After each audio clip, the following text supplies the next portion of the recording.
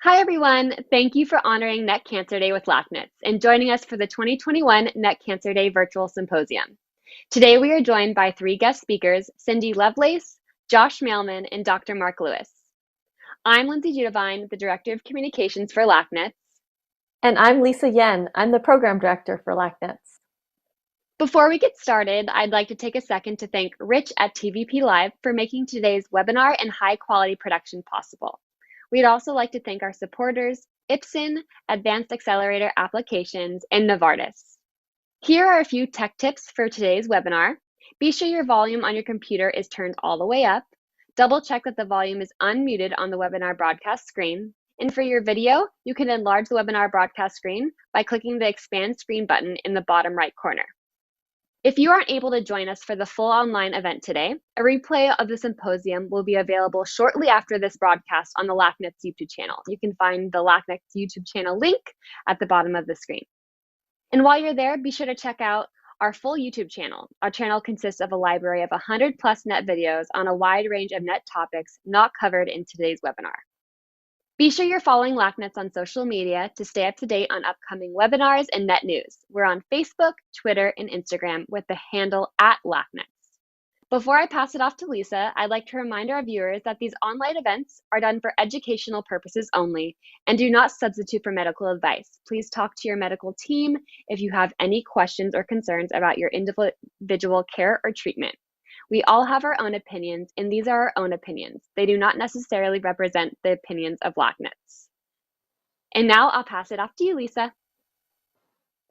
Thank you, Lindsay. LACNETS is a program by GeneratePossibility.org, a registered nonprofit, and it stands for the Los Angeles Carcinoid Neuroendocrine Tumor Society. Our mission is to provide education, advocacy, and support for all people impacted by this rare disease that used to be known as carcinoid, an old term meaning cancer-like. The more accurate term is neuroendocrine tumor, or NET for short. You'll often hear us say neuroendocrine cancer as a patient-friendly way to say the official medical term neuroendocrine neoplasm. And we also say neuroendocrine cancer because we understand NET is a type of cancer and not cancer-like or benign as previously thought. While you often see Lindsay and I leading the meetings and programs, we are in fact led by a team that includes our interim administrator and board member, Kavya Velagapudi, and board member Donna Gavin, who is also the sister of LACNETS founder and executive director emeritus, Giovanna Joyce and Basie. Our board also includes Mary Dawn Levy, who is living and thriving with NET for 16 years. Today is a special day. Today is World Neck Cancer Day. And World Neck Cancer Day is an international event held on November 10th every year to increase awareness about NET, push for scientific advancements, and inspire and provide a voice to the NET community. World Neck Cancer Day is personal to us here at LACNETS. Our founder and executive director emeritus, Giovanna Joyce and Basie, always said to us that Neck Cancer Day was personal to her since her birthday is the day before. And while it's been almost 2 years since her passing, we will always remember her, and we miss her dearly. We want to honor her with this year's Neck Cancer Day Symposium, which focuses on patient advocacy, a topic she cared deeply about. You may wonder, why does World Neck Cancer Day matter? Number 1, World Neck Cancer Day is for you. For those of you who are affected by neck cancer, whether you're living with the disease or an ally of someone who is, it's a day to bring information and hope to you. Today, our symposium focuses on neck cancer rather than medical information. So if you're looking for information on treatments, research, or other aspects of neck care, we encourage you to check out our YouTube library, podcast, and website. Number 2, World Neck Cancer Day is a day to know that you are not alone. People have often shared with us how emotional it was to walk into their first neck cancer conference and see how many people are also living with NET. Even though we're not able to meet in person today, we hope you know that you have a community of people who understand what you're going through and are here to support you and are fighting on your behalf. Number 3, World Neck Cancer Day is a day to be empowered and inspired to make a difference. You have a voice and you can make an impact. And this is why we have launched a 3-month challenge. As many of you know, there are often barriers and delays in getting the correct diagnosis and treatment.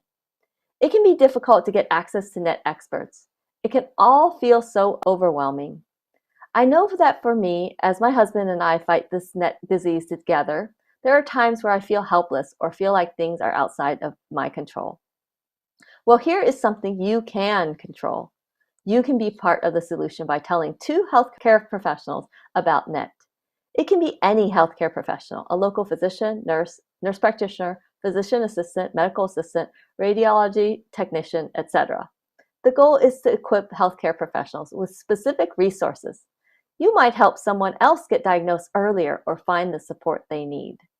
And now I'll let Lindsay explain the 4 steps you need to take to complete the challenge.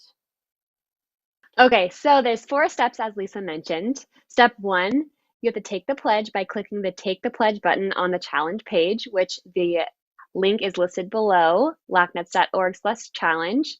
Step 2, download the Ask Me About NETS information packet. Whether you're a patient or an ally, there's 2 specific packets that you can download. Step 3, personally deliver, mail, or email the Ask Me About NETS information packet to at least 2 of your local healthcare providers. Step 4, complete the challenge completion form on the challenge page, which is at the bottom. So 4 steps, be sure you do all 4, and the first 20 people will receive a LACNETS tote bag. That's exciting. Thank you so much, Lindsay. Yeah. As we know, today's NET Cancer Day Symposium is focused on patient advocacy, and we hear this word advocacy often in our community. What exactly does it mean? The definition of advocacy is the act of speaking on the behalf of or in support of another person, place, or thing. In healthcare, health advocacy might involve ensuring access to care, navigating the system, mobilizing resources, addressing health inequities, influencing health policy, and creating system change. There are different types of advocacy. Self-advocacy, where you advocate for yourself, individual advocacy, where you might advocate for someone else, and systems advocacy, where you influence decisions within political, economic, or social institutions. Today, we will hear from 3 incredible NET advocates who engage in different types of NET advocacy. They are very special, not only because of the amazing work they do, but also because they're friends of Giovanna, and it's an honor to have them here today. First, we will hear from Cindy Lovelace, co-founder and executive director of the Healing Net Foundation, who will share her insights about personal and individual advocacy. Then we will hear from Josh Mailman, president of NorCal Carcinoid, whose advocacy work includes serving on several advisory boards, and he works to influence research, health policy, and systems change. Lastly, we will hear from Dr. Mark Lewis, NET oncologist from Intermountain Healthcare in Salt Lake City, Utah, who is also living with a genetic form of NET called MEN1. He is very active in spreading awareness and kindness through his use of social media. Let's first welcome Cindy Lovelace. Hi, I'm Cindy Lovelace, and I'm living with PNET. And as a result of that, I became a patient advocate for myself and also for the community at large. I wanted to help others who have been diagnosed with NET cancer. So I'm calling my talk with you today, Navigating a NET Cancer Journey and Living Life with Joy. So I live a pretty active life in Old Hickory, Tennessee, near Nashville. I hike and I sail with my husband, and we enjoy a lot of travel. We also spend time with our extended family, from East Coast to West Coast, which includes 4 children and 5 grandchildren. And in the midst of that, I work full-time and deal with a life-threatening disease. Actually, I have 2 cancer diagnoses, breast cancer in 2004 and neuroendocrine in 2011. While I've had my share of downtime with surgeries, treatments, and such, I try really hard to prevent NET cancer from defining my whole life. I focus on those things that I can do something about, supported by my family and my friends, and also other NET patient caregivers, advocates, and I also lean on my personal faith.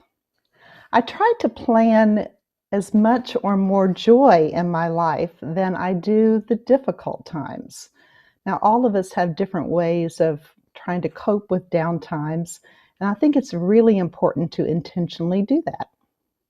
Well, back to my initial NET diagnosis and what I've learned about patient advocacy for myself and for others. Now, this tumor was found by accident, or to use the correct terminology, incidentally. I did not have any symptoms. I presented at the ER a few weeks after breaking my little toe, and I was experiencing pain and swelling in my leg, and I was feeling quite exhausted. The scans revealed that I was afflicted with blood clots in my leg, which had moved up into my lungs and filled my lungs. And I was feeling pretty darn lucky at that point that I was in the ER. Well, my doctor surmised that because I had been taking an estrogen blocking drug for my breast cancer treatment, and that blood clots were a lesser known side effect, they figured that the long-term use of the medication had probably caused the DVT in my leg. So it turns out that was only partially correct. There was something else going on.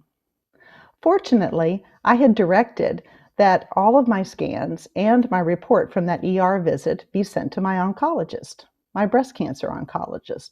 And as she flipped through them a month later at a routine office visit, she inquired about the technician's notation regarding a small suspicious shadow in the area of my pancreas. And I learned my very first important patient advocate lesson here. I did well to have the report sent to my oncologist, but I should have also requested a copy of those scans for myself, and also the report from the doctor interpreting the scan. Educating yourself is just as important as the education of your doctor, and we'll talk more about that later.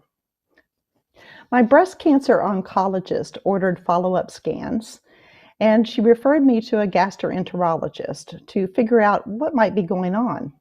And I ultimately had an endoscopic ultrasound, which revealed a neuroendocrine tumor. Now, I had to practice that quite a while and learn to spell it. And I was certainly not pleased when my oncologist told me that she really didn't know much about neuroendocrine tumors, that they were rare. And so I was told by my physician doing the ultrasound that I shouldn't worry about it, that neuroendocrine tumors are almost always benign, until I got the phone call that it was not. And so I was also told that the report showed that the tumor was in my stomach. Turns out that was wrong too. So armed with all this confusing information, I was referred to a surgeon who scheduled me for a resection. So it turns out he didn't know much about neuroendocrine tumors either, but he was a really crack surgeon. When he went in to remove the tumor from my stomach, he discovered that it wasn't there. And so he didn't give up. He used his surgeon hands to go through all the organs in that vicinity until he found a small tumor in the tail of my pancreas. And then I had half my pancreas removed, along with several lymph nodes and my spleen, and I was pronounced cancer-free. Go live your life. So I learned another important lesson in patient advocacy. Ask a lot of questions. Follow up with your own research. Maybe even seek a second opinion. Turns out I was not cancer-free. 6 months later, in October 2011, a CNN report changed my life and my neuroendocrine cancer path. I learned that Steve Jobs had just died from neuroendocrine cancer, which began in, guess where, his pancreas, and it had metastasized to his liver. Who knew? I didn't. And his case sounded disturbingly like mine, except I was cancer-free, right? No one had ever mentioned that even a small neuroendocrine tumor resected with clear margins could spread. It was a revelation that sent me to Google again, and I learned there was a neuroendocrine center in my city that my oncologist didn't know about. However, she did know the doctor. Their families actually socialized together, but she had no idea that he was treating neuroendocrine patients. So my first visit with this expert doctor made me feel like I had struck gold. So much information that I did not know before. And I was sent to have a liver MRI, and it showed nothing remarkable. However, this physician recommended a gallium-68 scan. Later, I figured out that I was one of the first group of people in the US to actually have this scan in this country through a clinical trial. It showed 2 tumors in my liver. A resection of one confirmed mid-grade neuroendocrine cancer. So another lesson in patient advocacy: do research and also check on clinical trials. There's a lot of hope on the horizon. So let me pause here and say that it was not until I started attending patient conferences. The first one was actually a national conference put on by NCAN. And then I started looking at their resources. And then I noticed other organizations that were holding informational conferences and had resources on their websites. And I found that these were really vetted and had really good information about neuroendocrine that I would not find on other more typical cancer-related websites like American Cancer Society. And so NCAN, LACNETS, NorCal Carcinet, the Carcinoid Cancer Foundation, Neuroendocrine Tumor Research Foundation, or NetRef, and now HealingNet Foundation, all organizations that have really good information specifically about neuroendocrine cancer. And it goes way above and provides more accurate information than other more common cancer websites like cancer.org or the American Cancer Society. And there's also a lot of online support groups that offer really helpful information as well. But it was not until I really started digging into understanding my disease that I could understand why some people would say carcinoid and other people would say neuroendocrine. I didn't know what grading meant. I didn't know what Ki-67 meant. I didn't know what somatostatin analogs were and how they worked. It was important for me to educate myself. I can't stress enough the importance of educating yourself, but also not depending on what Google finds. Hey, I got lucky with that CNN report. Online, you can find organizations I mentioned and others you can trust to provide you with good vetted information from NET expert physicians and also from NET patients. So here's the boxes that I've checked in the last 10 years and how my advocacy journey has moved forward. So my initial surgery was a distal pancreatic resection and splendectomy, followed a year later by a tumor resection of my liver, and a few years after that, a more robust debulking of my liver with several tumors removed from my mesentery and a resection of my gallbladder. The lessons I learned about surgery: well, ask a lot of questions in advance and prepare yourself physically and mentally. Understand your insurance policy and double check that everyone who will be taking part, from the surgeon to the anesthesiologist to the pathologist, is covered. Surround yourself with trusted people, caregivers who can step in and do specific tasks for you. Take rest and recovery very seriously. Call the doctor if something doesn't feel right. And inject humor wherever possible. Hi, I'm Dr. Clown. 50 cc's of silly coming your way. So that really happened, and thanks to while I was having surgery or prepping for surgery, and thanks to my comedian daughter for that little episode there. Well, to follow up on an earlier patient advocacy lesson learned regarding your own copy of scans and reports, I also recommend that you request a copy of your pathology report after surgery or biopsy. And I've also had my share of waiting and monitoring. I am monitored with a combination of MRIs and PET dotatate scans. I learned that the type of scan you have, where you have it, and who reads it is also important. If you can consistently do it at the same center, that is optimal, but that's not always possible. But you can get the right scans. And I've endured the monthly somatostatin analog injections, and I've learned that I don't need to settle for shots that are not administered correctly. If the nurse giving the shot can't answer a basic question about what he or she is doing, or you end up with a really sore butt and a big lump, you are not getting optimal treatment. Insist that they watch the video or the manufacturer's website, or at least read the instructions that come with the box. Don't settle for, "Oh, I've given lots of butt shots." They are not the same. I've also had systemic treatments, 4 rounds of Lutathera PRRT, and currently I'm on CAPTEM. I've learned how important it is to have a team of experts on my side when making treatment decisions. I currently have at least 3 physicians on my multidisciplinary team, a surgeon, oncologist, and nuclear medicine physician, and all are NET experts.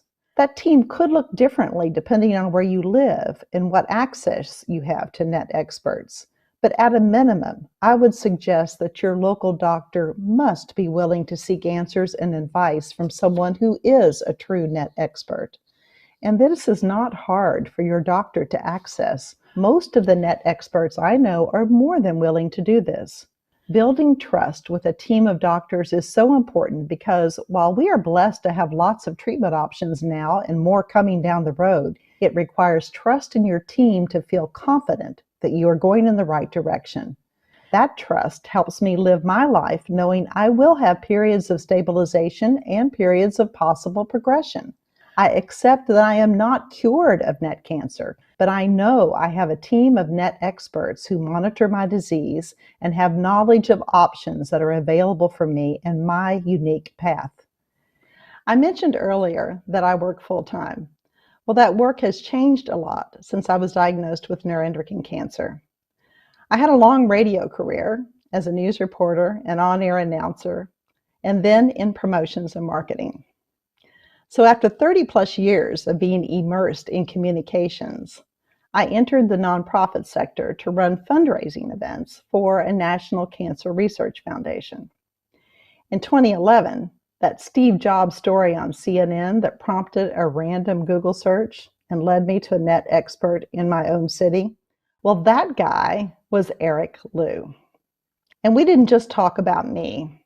We began talking about what we each did. And just maybe, if we work together as a patient and a doctor, each with that perspective, then maybe we could figure out ways to change the paradigm of patients struggling for years to get diagnosed, or to get the right answers and then the right treatment, to receive optimal care in an optimal timeline. So, the founding of the Healing Net Foundation began in 2013. And 8 years later, our organization has grown to a focus on education and collaboration, particularly on education of physicians, nurses, and healthcare providers, as well as resources vetted by the medical experts and written by patients themselves to help each of you better navigate this unique and challenging NET cancer journey. We have joined other organizations I mentioned earlier in trying to fill all the gaps of NET care. And we want each of you to live your life the best you can. I want to make a point here that I don't see myself as particularly special as I've grown into this field of advocating for myself and advocating for others. I simply paid attention to what was happening to me, and I related it to others and how it might impact them. And then when I found myself in a place where just maybe I could take what I had learned so far from my career and my cancer diagnosis and my life in general and do something good with it, I took a leap. I learned from others who were already advocates. I learned from NET experts who I must say love talking about what they know. And I learned from many other patient stories. I listened and read a lot at first. And then as I learned, I built upon my own communication skills to tell my story in a way that I hoped others could relate to it and maybe learn something helpful. Even beyond Healing Net Foundation, I will be advocating the rest of my life for better awareness, education, and collaboration so that NET patients can receive optimal care. And as you look to set intentions in your life, find ways to cope and to find joy, you can advocate as well in ways that fit you. First, you must educate yourself. Choose doctors who are educated and willing to be educated, and build that trust with them. Find support in your family, in friends, other patients, caregivers, and advocates. And then you will likely have to take a little bit of a leap yourself by telling your own story in various ways or becoming an active volunteer. But that leap just might be the way that you do find joy and that you learn to cope with a NET cancer journey. So we're going to be doing some questions and answers today, but here's my email contact information and our website again. And if you want to reach out to share your story or find a way to be an advocate, we can start a dialogue. Thank you. And I'll leave you with a piece of joy that I try to experience as much as possible. This is a gorgeous sunset on Old Hickory Lake in Tennessee. Thank you. Thank you, Cindy, for your inspiring presentation. Now we will hear from Josh Mailman. Good morning, good afternoon, good evening, depending where you are in this virtual world. My name is Josh Mailman. I'm the president of NorCal Carcinet Community, and we're here to talk a little bit about patient advocacy and how you can help bring about change. Again, here's our agenda. I want to give you kind of ideas, probably beyond the role of just advocating for yourself, but advocating for others in patient advocacy and what that entails and what can be accomplished. Through this presentation, I'm going to use a bunch of acronyms, and I'll try to say them when I do them, but in case I don't, here's an acronym slide that you can take a quick look at of things that I work in and work on, so you get an idea of the acronyms that I may use during this presentation. With most patient advocates, we're patients first, and that's true of me as well. I'm a pancreatic neuroendocrine tumor patient. I was diagnosed in 2007. I've had several rounds of PRT in Germany in 2009 and 10, follows on in 2016 and 20. And at a point when I was doing really well, I asked my oncologist this silly question. I asked, how could I help? And that question has gotten to me in a lot of challenges, because one of the challenges that one has as being an advocate is learning when to say no. But at that point, I asked that question, how can I help? And she pointed me towards patient advocacy or towards helping others as opposed to helping yourself. I mean, we can all advocate on behalf of ourselves for treatment and other things. And I know that there's speakers that are talking today about how to advocate for yourself, but this is how to advocate for others, how to improve care for others. So patient advocacy is an area of specialization in healthcare concerned with advocacy for patients, survivors, and caregivers. Well, that's a definition where you can really drive a truck through. So I really like this drawing from a friend of mine, Deb Collier, from the CARE, the Patient Advocates and Research, which kind of looks at patient advocacy as a jigsaw puzzle. There's the support, which we know we get from LACNET, and fundraising, which we get from LACNETS or NetRF or other organizations. But then there's political advocacy, there's research advocacy, there's policy advocacy in being, a watchdog or a patient's rights. So if we look at that, advocacy really is one phrase. We say patient advocate, but what does that mean? It's many hats. Sometimes it's an organization that does advocacy, sometimes it's an individual, but really it's an individual or a group that's really providing advocacy services.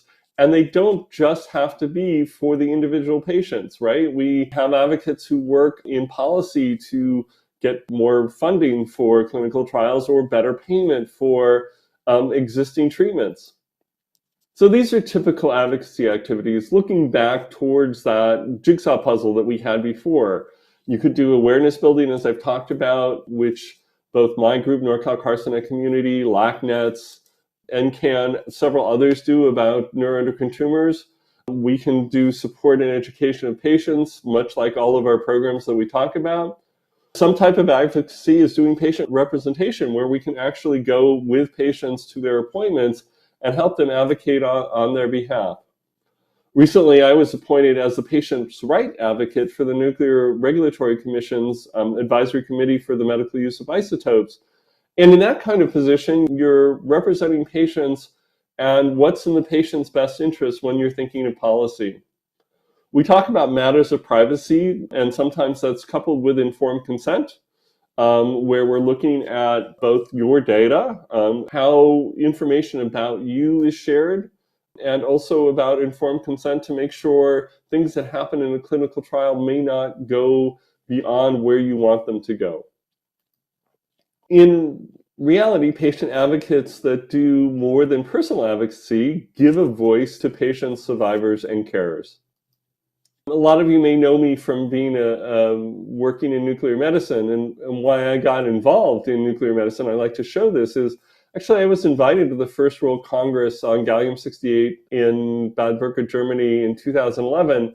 I don't know if I consider myself a global advocate at that point, but I was one of a couple of patients, and what I saw very quickly was this type of advancement, all these different types of new peptides that were going to be used across from things like prostate cancer and breast cancer and other things outside of neuroendocrine tumor. I got really interested in how we could help promote and also help with the explosion of what was going to happen in the nuclear medicine industry. And that's coming to fruition now. We're starting to see, we saw our first approvals for PSMA imaging, and we'll see ones for therapy using much the same things we do for neuroendocrine tumors.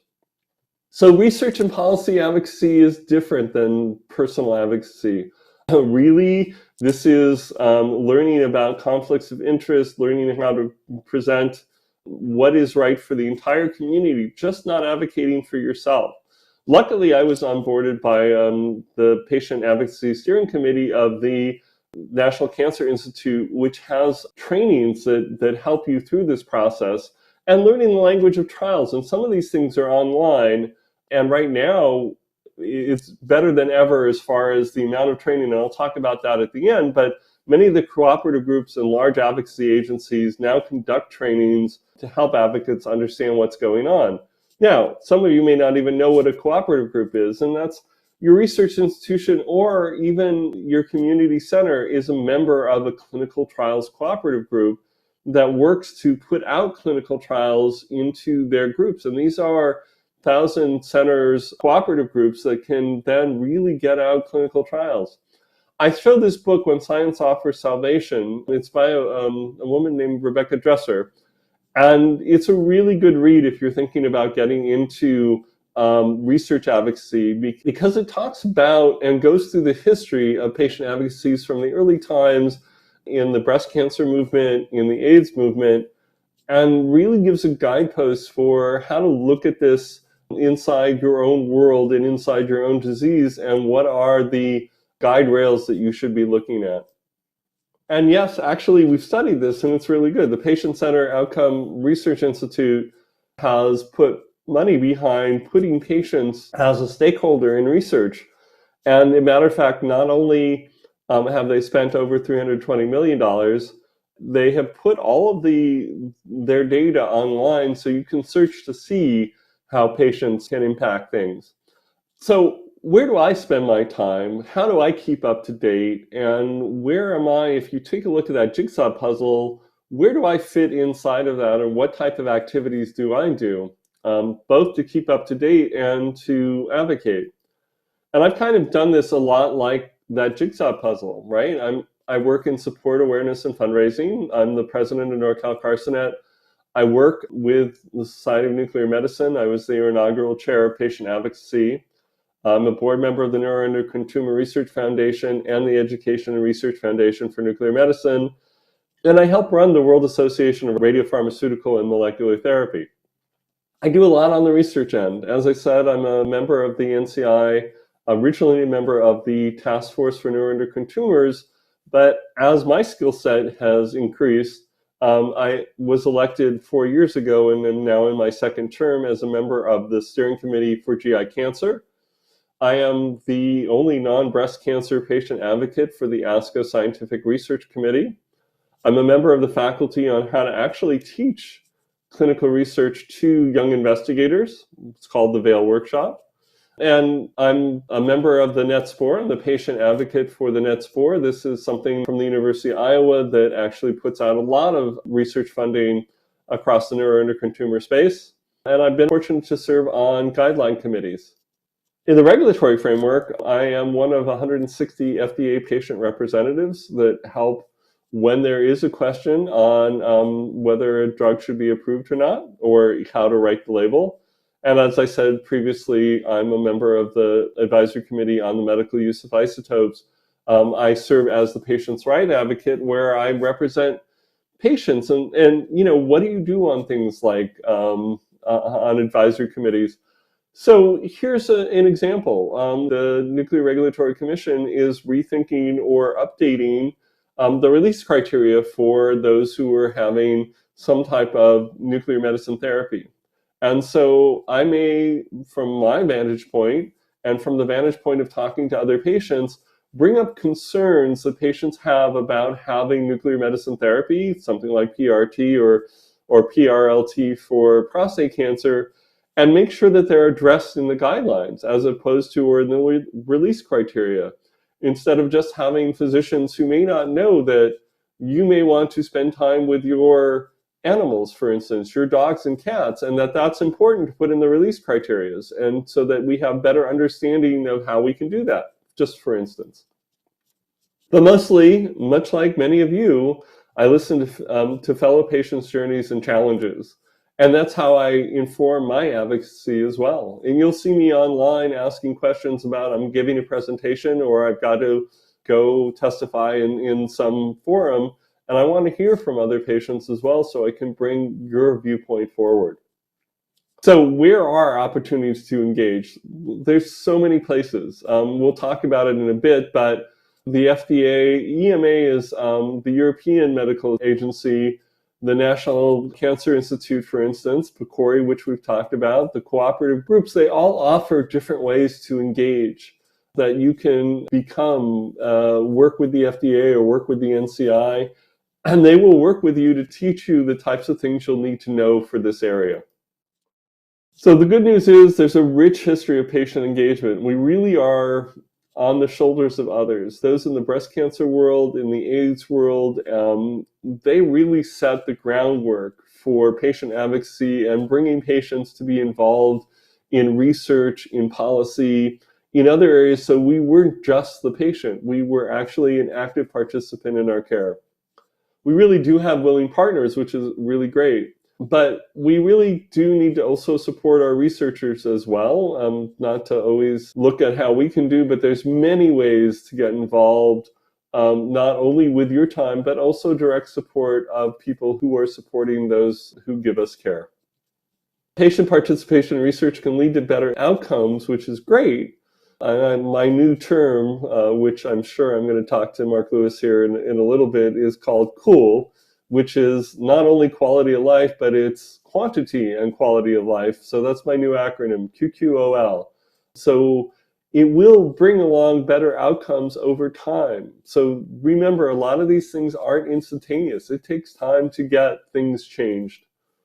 Can you make an impact? As I was talking about, I do things with clinical young investigators in helping them with their clinical designs. And just like we have surveys after this type of webinar, I survey those who are in my classes and I ask them, has working with a patient advocate changed how you think of patients? And you get some of these quotes on that, we need to be involved early on and it should be continuous fluid, not a one-time check-in, which interestingly enough, I had a conversation with a pharma partner earlier this morning and it was very much of, right now what we do is after everything's done, we show it to a patient and say, is this good? And if it's not good, it's been too late because we didn't involve them in the entire process. And we discussed how they can change that.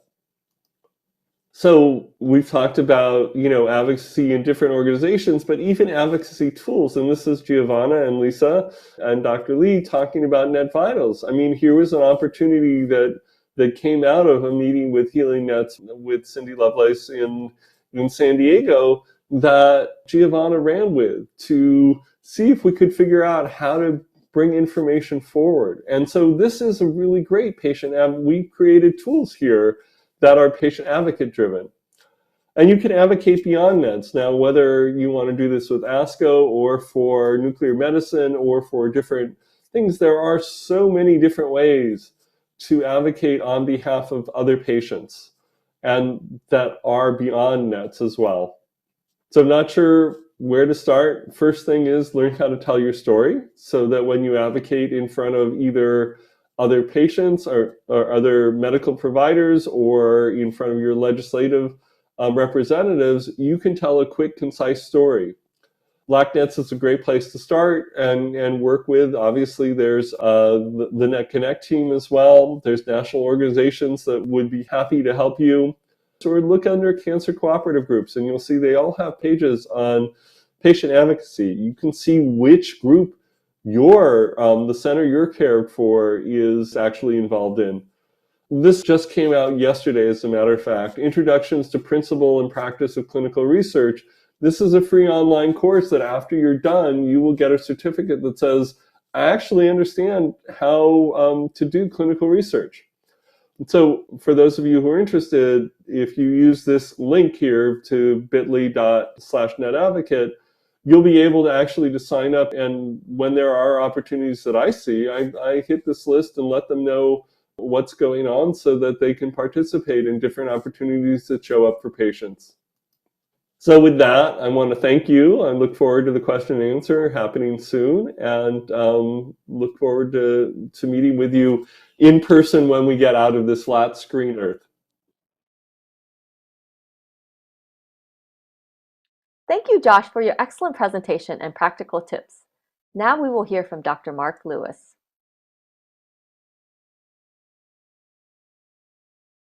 Hello, my name is Mark Lewis. I am a medical oncologist at Intermountain Healthcare in Salt Lake City, Utah. And the other thing you should know about me is I am a NET patient myself. So I'll be speaking to you today about NET advocacy in the modern era, giving you my perspective from sort of both sides of the exam table. So let's start with the journey of the NET patient. I think one of the unique challenges that I see in my practice, and I take care of all different types of gastrointestinal cancer, is this sense of not being recognized for what you have. So we all know that the zebra is the mascot of the neuroendocrine tumor patient, but I wanted to explain where that zoological association comes from. So in our medical training, the adage that we're taught as students is when you hear hoofbeats, think horses, not zebras. And what that means is in medical school, we're taught about almost literally every illness, but our instructors, our professors, our attendings want to focus our attention on the things that are most common. Ergo, horses are more common than zebras. However, if you just think about horses, you're going to miss zebras. And as we'll discuss, in aggregate, we form, I think, a fairly impressive herd. The other thing that doesn't help, if I'm honest, is the name of neuroendocrine tumors. So, Shakespeare said, what's in a name? That which we call a rose by any other name would smell as sweet. I wonder if neuroendocrine tumors by any name other than carcinoid might be more comprehensible and better understood in the medical community. So let's start with carcinoid. This is a misnomer that has existed in our community now for over a century. And it begins with this gentleman. This is Dr. Siegfried Oberndorfer. He was a brilliant pathologist practicing in Germany, in Munich, in the early 20th century. And he made a seminal discovery, which he was examining patients. And this sounds morbid. He was doing post-mortem exams. And in roughly one in several hundred autopsies that he was performing, and he was doing very meticulous work, he would find these tiny, tiny tumors, typically in the small intestine. And he couldn't discern that the tumors had spread. And also under the microscope, like you can see there, he's peering down the lens, they didn't have the classic appearance of a cancer. And so he decided that the proper term here would be carcinoid, which is as close as we can get translating the German to English, the meaning cancer-like. The problem is, and Oberndorfer actually realized this before the end of his life, he was a Jewish scholar, and he had to leave Germany during the Third Reich and actually live the rest of his life in Istanbul. Before he died in the 1940s, he tried to fix this misnomer, but unsuccessfully, and it's a term that has stayed with us ever since. What he wanted to avoid was it being interpreted as uniformly benign, because even he realized shortly after the genesis of this term that that was not the case. that these tumors could spread, and they could cause significant problems to patients, both in terms of quality of life and longevity. So I'm also going to invoke another titan in the history of neuroendocrine tumors. I don't know if this name is as well known to NET patients as perhaps it ought to be, but Dr. Charles Mortel was a titan in the field of GI oncology who practiced at the Mayo Clinic, largely, I believe, from the 1970s to the 1990s. And in 1987, he gave this brilliant lecture. It's actually one of my favorite scientific papers of all time, called An Odyssey in the Land of Small Tumors. And he specifically was drawing attention to the under-recognized plight of the neuroendocrine tumor patient. And he had a beautiful turn of phrase. This was not dry scientific jargon. This was full of verve. So he said, these patients have a natural history of disease like no other. They present in an almost serialistic manner a mix of tumor-related symptoms and signs with bizarre and sometimes grotesque endocrine syndromes. Certainly, they are only rarely encountered, but as specialists in oncology, it's our responsibility to understand the less common diseases. The privilege of caring for a patient with a gastrointestinal neuroendocrine tumor is one to be savored. So clearly, this man was advocating for us. And then what's interesting is when you try to take the experience of each individual patient and quantify that, look at that in aggregate, indeed, there are a whole host of different symptoms that a neuroendocrine tumor syndrome can present with. As you know, like a variety of mimics. So the diarrhea of carcinoid syndrome can look like irritable bowel syndrome. The flushing can look like, especially in a woman, can look like perimenopausal hot flashes. The wheezing can be mistaken as asthma.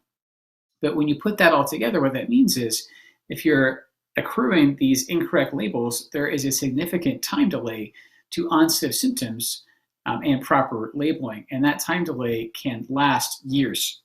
In this aggregate study, it lasted 53.8 months, so about 4.5 years. And indeed, I think if you look among our community, I think you'll find some people had a mercifully brief journey to diagnosis, and some people had years, sometimes even decades, of suffering the symptoms and not knowing what was wrong with them. And this is, again, something that Dr. Mortel realized. So among doctors, I have to be honest with you, there is a sense that patients should not be going to the internet to research their own illness. However, I have to tell you, I think that is an entirely natural, and I would argue, depending on where you go, appropriate thing to do. So let's look at cancer patients in general. Most cancer patients, the vast majority, use the internet to search for information about cancer following their diagnosis. 94% of them search on Google. And these are the results they tend to get back. So the most accurate findings a Google search will give you is about the cause of your disease, although this is not a NET-specific finding because, as we know, the cause of many NETs is elusive. And then about symptoms, about 2/3 of the search results will be accurate. Where the least accurate information arises is prevention, treatment, and prognosis. So it's very easy to get a skewed view of your likely outcome by using Google. There are trade-offs between readability and reliability. As a general rule, the simpler the language is, the less reliable the scientific conclusions might be. And this is fascinating for our community. Patients with rarer cancers are particularly vulnerable to the surfacing of misinformation. Remember that Google is a search engine, and search engine optimization can be gamed such that results that rise to the top are trying to sell you something, and not always something that's going to help you. Searching about specific medications will lead to pharmaceutical websites about 1/5 of the time. And I'm not saying that that's an unreliable source, but those websites typically exist not just for educational purposes, but for marketing purposes, again, trying to sell your product. So Google, the elephant in the room. It launched in September of 1998. It's now so omnipresent that we forget there was a time where it wasn't around. And within a year of its inception, 1 billion searches per year were being performed. By 2000, more than half of Google users had searched for health information at least once. So very early in the adoption of this search tool by the public, more than half of its users were looking up health information. That just shows you what a natural instinct that is. As of 2019, more than 2 trillion annual searches were performed, of which 7% were health-related. So when you do the math there, that's more than 70,000 such queries per minute. And this is fascinating to me. So patients know themselves. Health-related searches double in the weeks before a patient goes to the emergency room, and about half of patients who use Google in the week prior to going will actually search for content that's directly related to their chief complaint. So I tell my students, my trainees all the time, the patients know what is wrong. They just need us to put the appropriate label on it and then treat them accordingly. So again, there is some disdain, some discomfort, if I'm honest, among healthcare professionals about this practice. I'm not fond of this mug, but you can buy this. Doctors have bought this. It says, please do not confuse your Google search with my medical degree. And you can tell here there is some irate reaction that we would go through all these years of training and presumably accrue wisdom through experience, and people would conflate that with what you get back from a Google search. And there's also, if I'm honest, a lot of negative PR for oncologists in particular on Google. So a couple years ago, I did a little exercise. You might know that Google will often auto-complete your search string to try to help you. So I put in the search string oncologists are, and I let Google do the rest. And it said oncologists are murderers, oncologists are evil, oncologists are confused, and oncologists are criminals. So maybe, and I'm not saying pity your poor doctor, you can start to see why physicians have a slightly skeptical view, shall we say, of what we get back from Google. However, there is a dirty little secret, and that is that doctors use Google too. This is an example of, again, a doctor who has demonstrated the utmost umbrage to Google. So what's happening here is there's I believe a senior rheumatologist who is just absolutely affronted that a trainee would use Google to arrive at the correct diagnosis. And again, this man may not be familiar to you. This is Sir William Osler. He is often venerated as one of the greatest physicians, certainly in the American medical tradition. And he was a master diagnostician. And he was making his brilliant deductions long before Google was available. And this doctor, writing in 2005, was sort of envisioning that Sir William Osler would be turning over in his grave that we would use these modern information tools. But we do. So this was a fascinating survey performed several years ago now that asked 300 members of the American Medical Association, how often do you use the following resources to gain information to diagnose, treat, and care for patients? And look at this. Google comes in at number 3 on the list. How about that? Doesn't that seem hypocritical? But what I also found interesting is at number 2, just after professional journals as sort of the ultimate source of evidence-based literature, colleagues, our peers, were the second most likely source to go to for information. And I would argue that patients do the same thing. We go to like-minded, kindred spirits and ask them questions, just the same thing that happens in the physician community. We're people too. We have this human instinct to seek out our peers and ask them their opinion. And that outranks even search engines among how doctors arrive at their conclusions. So social media, I will be honest, I may be a little bit of an outlier here in that I have readily embraced social media in my personal and professional life. A lot of doctors fear to tread on social media. And again, it comes from a good place. I've already showed you what can happen on Google. Social media is a place where it's actually very easy for a doctor to stray and say accidentally disclose personal health information, which is a massive and arguably fireable offense. So many of my peers, and I don't blame them, have decided, you know what, I'm not going to have any professional presence on social media. And I respect that.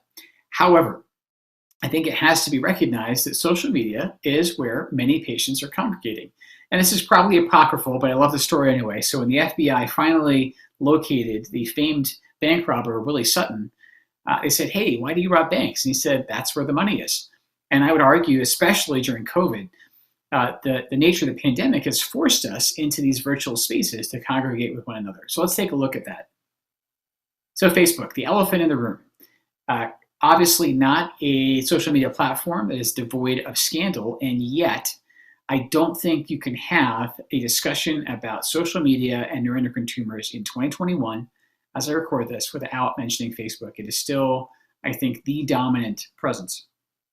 So of the public posts on Facebook, this is shocking to me, 7.5% are health related. I think it's very easy to sort of caricature Facebook as, oh, it's updates from your high school friends and baby pictures, but there is a lot actually of information on Facebook that people are disclosing about their own health, and that's in the public forums. Once again, the patients will tell you what is happening with them. And in our somewhat demonstrative modern way, you can see this activity even on social media. So there were linkage studies to look at ER visits in relation to social media posts. And patients with a given diagnosis in our electronic medical record were far more likely to use terms related to that condition on Facebook.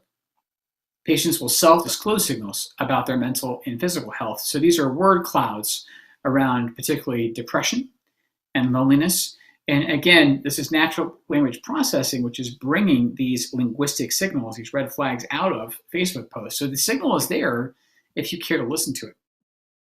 Somewhat troublingly, for a medical oncologist who does believe in evidence-based medicine and believes in research as the engine of progress, fewer than 1% of all these health-related posts concern clinical trials or research studies. So there's a lot of anecdotal evidence and very, very little actually strong peer-reviewed evidence is being cited on Facebook. So buyer beware. I'm a big believer in destiny sharing. Part of my diagnosis with a very rare neuroendocrine tumor syndrome was actually to co-found and co-moderate a Facebook group for patients with my syndrome. So I have multiple endocrine neoplasia type 1. It has an incidence of about 1 in 30,000 in the United States, which means that when I was diagnosed, I didn't know anybody like me.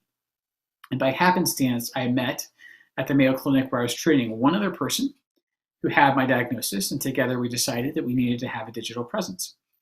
What's been fascinating to me over the years is with all the different reasons not to be on Facebook, whether that's Cambridge Analytica or leaks of information or the data being used for sale. And as Mark Zuckerberg has very freely admitted, Facebook sells ads.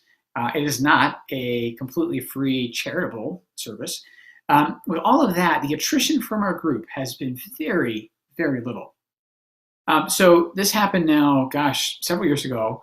There was a group for BRCA survivors, so usually women with the BRCA mutation who'd been affected by breast and ovarian cancer, and they joined a private group on Facebook with the understanding that in that private group, their own identities, which again are tied to a genetic condition, would not be disclosed. And again, I'm not entirely sure there was any malice here by Facebook, but it turns out a relatively simple plugin in the Chrome browser allowed you to see the list of these patients' names, which was a huge sort of breach of the privacy that they understood that they had. So even with that, among health communities, Facebook is often seen as too important to delete. And indeed, this is my own group, American Multiple Endocrine Neoplasia Support. Over the last several years, we've only seen about a 2% attrition in membership because I think net patients like us, we find a real kinship online. I think there is value there. You just have to be aware of the trade-offs. You have to be aware of the trade-offs in the information you're receiving. And you also have to realize that what you take to be completely private may not be so. What about Twitter? So this is actually the platform where I feel most comfortable, and certainly where most physicians, if they're going to be online at all, will be found and will be active. So this is my Twitter profile. I am extremely upfront that I am a neuroendocrine tumor patient. That banner photo is actually a picture taken of me on the very morning of my Whipple procedure, right before I was wheeled into the operating room. So I think it's actually more important that I advertise I'm a patient, necessarily even than I advertise that I'm a physician, although you can see there my professional affiliations. This is what's really interesting to me also. As an oncologist, and I think you should know this about the doctors that might be taking care of you, Twitter has been gaining traction even before the pandemic. This is crucial. So the inflection point actually happened, I would say, in our professional community in 2019. So every year, every summer, usually in Chicago pre-COVID, all the oncologists from around the world would congregate in a massive sort of hangar-like convention center there, McCormick Place. And what happened in 2019 is we saw this upswing in oncologists using Twitter to communicate with one another. And again, I find that really fascinating. I actually think it's only intensified since then. You know, necessity being the mother of invention. If you want to talk to other oncologists right now, you can't really do that easily in person. So online is where you go. But there's a real need, I think, on Twitter with its constant flow of information to separate the signal from the noise. And hashtags are very, very helpful in doing that. And there we have to give credit where credit is due. So breast cancer advocates, patient advocates actually started what I think is the sort of foundational oncology social media hashtag in 2011 with hashtag BCSM, breast cancer social media. And from there, the floodgates opened. So shortly thereafter, brain tumor social media, which is presumably a much smaller group, but again, a very tight-knit community, followed with BTSM. And then after those organic examples, people, sometimes doctors, actually created hashtags deliberately so that we could have conversations congregating around certain topics. And so there was a rubric here, a rule to follow. So it had to be disease specific. The hashtag, of course, had to be short, it had to be unique or otherwise minimally used on Twitter to avoid confusion and the need for disambiguation. And it had to end in SM, which is a trigger to remember this is social media. This is online use that is visible to anybody. I think this is well known, but maybe not. You don't have to be on Twitter to see tweets. You can Google someone's tweet. So whatever you put on there is very, very literally public knowledge. The uptake in hashtags was fascinating because it was actually driven largely by patients and advocates. And here I think it's really crucial that we recognize the pioneering role that these voices played in establishing online oncology communities. If you look at this circular chart, the way that different stakeholders use hashtags is still predominantly used by patients and caregivers and advocates, more in some than by doctors or healthcare professionals.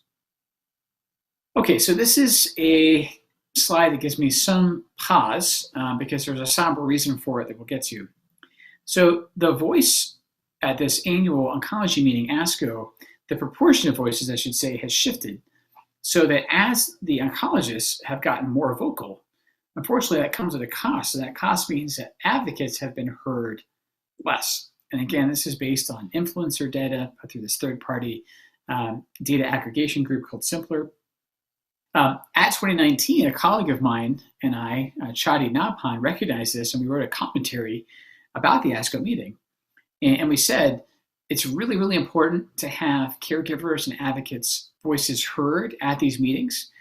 We underestimate their sophistication at our peril, and it's crucial that we listen to them to shape the kind of research that we're doing. And I'll give you this one example, and it may seem semantic, but I think there's a lot more to it than that.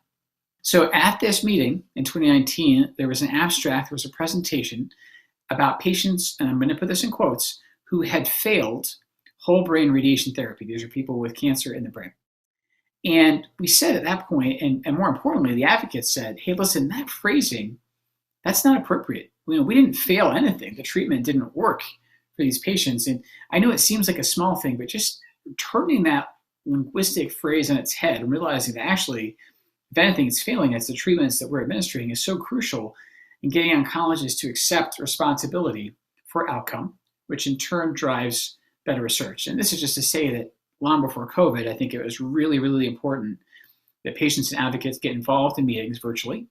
And you'd be surprised just how receptive oncologists are at these times. A lot of us are very online, especially with these hybrid models. We live half at the meeting and then half in this meta meeting that happens in the virtual space. We will listen to patients and advocates who engage us there.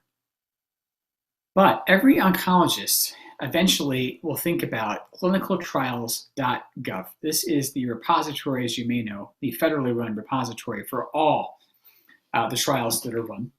And I have to say, I think in recent years, this interface, which is run by the government, as you can tell by that .gov suffix, has gotten a little bit friendlier to patients. You can actually put in, under that country tab, you can put in not just the United States, but where you live exactly and how far you're willing to travel for a clinical trial. I think this is wonderful. There are still some problems, though, on how well this information can inform any given patient's search. So this is a quote that I thought was very telling. This is a patient commenting on the redesigned clinicaltrials.gov, because again, it's recently gotten more user-friendly, believe it or not. They said, I always felt like I needed some advanced degree to figure out if I qualified or not. Some trial listings had conflicting information or were just very scientific, not average Joe information. And again, I think this person might be too self-effacing, but the readability analysis of the study purpose statements that you find on clinicaltrials.gov show that on average, you needed to have at least 16 years of education. So obviously that's going to take you K through 12 and then into the college level. The average read level in the United States, though, is 7th to 8th grade. And that's not, again, to talk down to anybody that's listening to this talk. It's how do we be public-facing and comprehensible? And then, by that metric, only 12% of Americans are fully health literate, as judged by the Department of Health and Human Services. So we have a struggle, again, to make things understandable, but also complete. That's kind of the tension there. The other thing I wanted to bring up, it's actually a relatively recent development that the patient voice was even heard in clinical trials. So this is a really nice timeline, I think, of the history of clinical trials. I don't know how well this is known either, but arguably the first clinical trial, this is a really great story, was performed on a British naval vessel in 1753 by a Dr. James Lind. And what he did was he gave half the sailors citrus fruits, and he observed the other half. And the half that got citrus did better in terms of how they acquired or didn't scurvy. This is where the term limeys came from, because after then it became standard issue in the British Navy that you'd be given limes. And the vitamin C content would help you stave off scurvy. But look at this. So from 1753, it takes until 1978, so more than 200 years later, before we see the first quality of life measurement done in sort of objective and proactive fashion in a clinical study. So the patient voice, unfortunately, is relatively recent in terms of how it's being listened to methodologically in these studies. That said, we actually belong, I think, to the oncology community that might have the most ample precedent for studying quality of life. This is literally asking patients how they feel. So the first example I could find of this that I thought was robust is in 1986. This was a study of long-acting somatostatin analog, that might ring some bells, in arguably our most prestigious journal, the New England Journal of Medicine. And look at this. Dr. Qualls and his co-investigators, again, largely from the Mayo Clinic, just like Dr. Mortel, who I mentioned earlier, actually measured outcomes in terms of flushing and diarrhea. So the qualitative impact of this then new treatment. Now, they quantified that with changes in urine 5-HIAA, but it was also qualitative, and you can see there how those lined up. When somatulin, or lanreotide, became available as a somatostatin analog, we also looked at its impact on 5-HIAA and thus the symptom burden of disease. And then perhaps most recently, telotristat, which you might know as Zermelo, actually got its FDA indication specifically for symptom control, seeing this reduction in urine 5-HIAA, which then translated to a decrease in carcinoid diarrhea.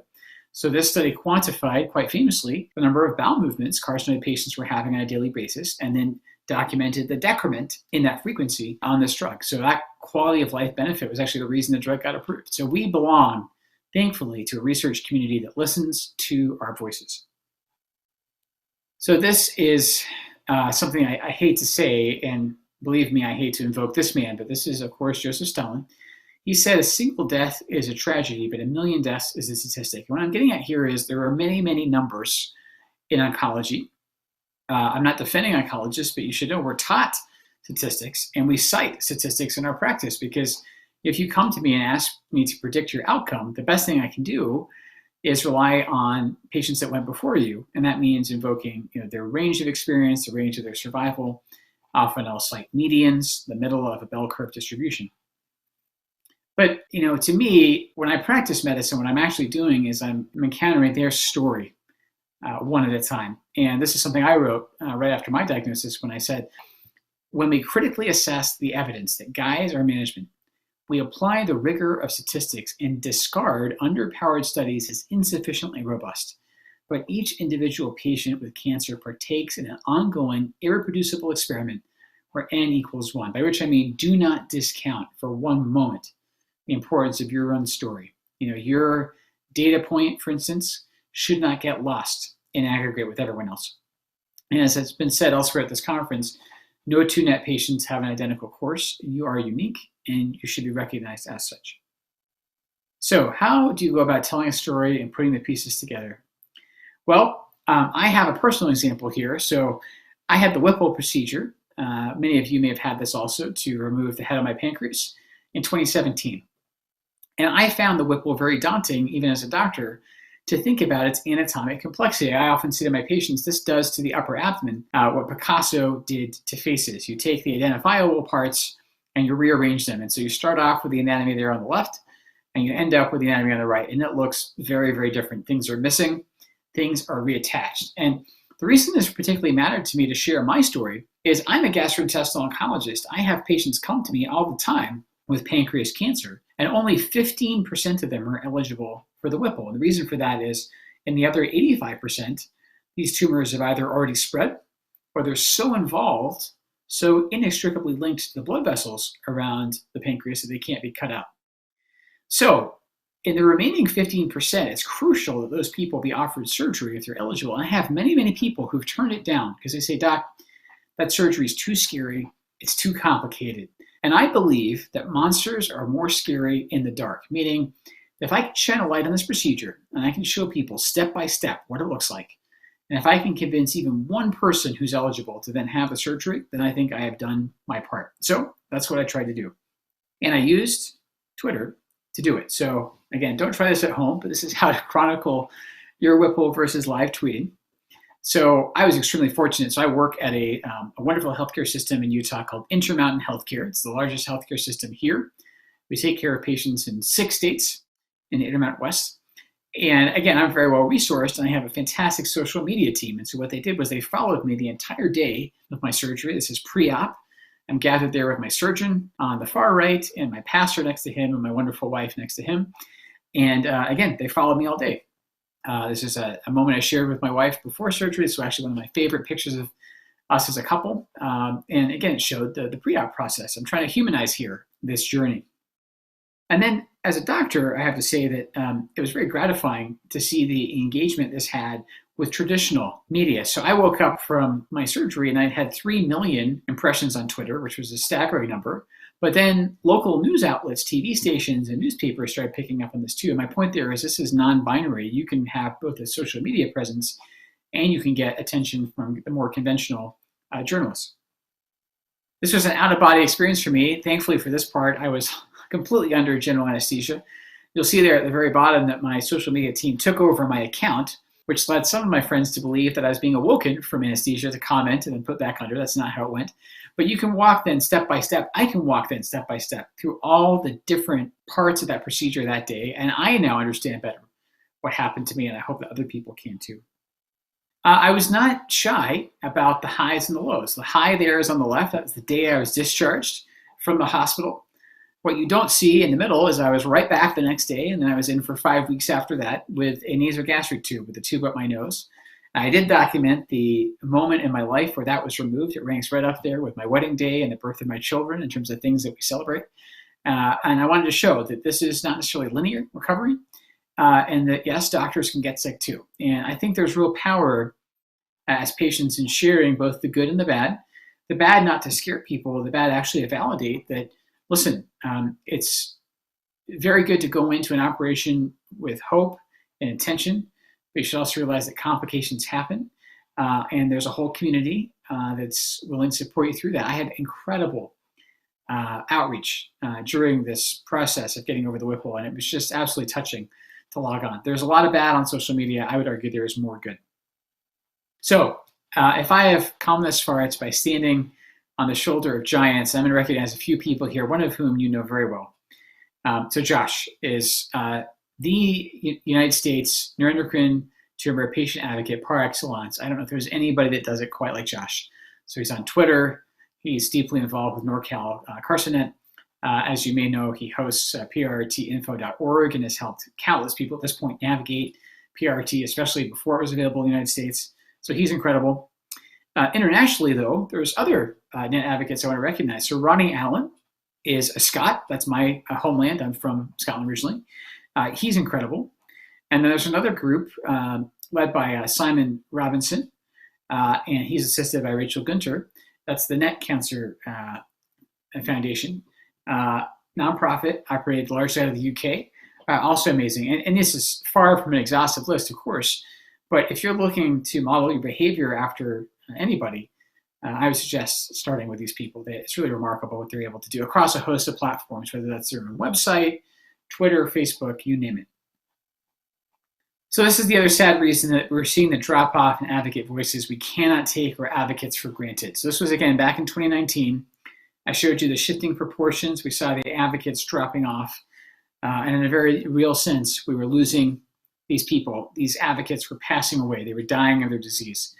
Some of these patients cited here were breast cancer patients.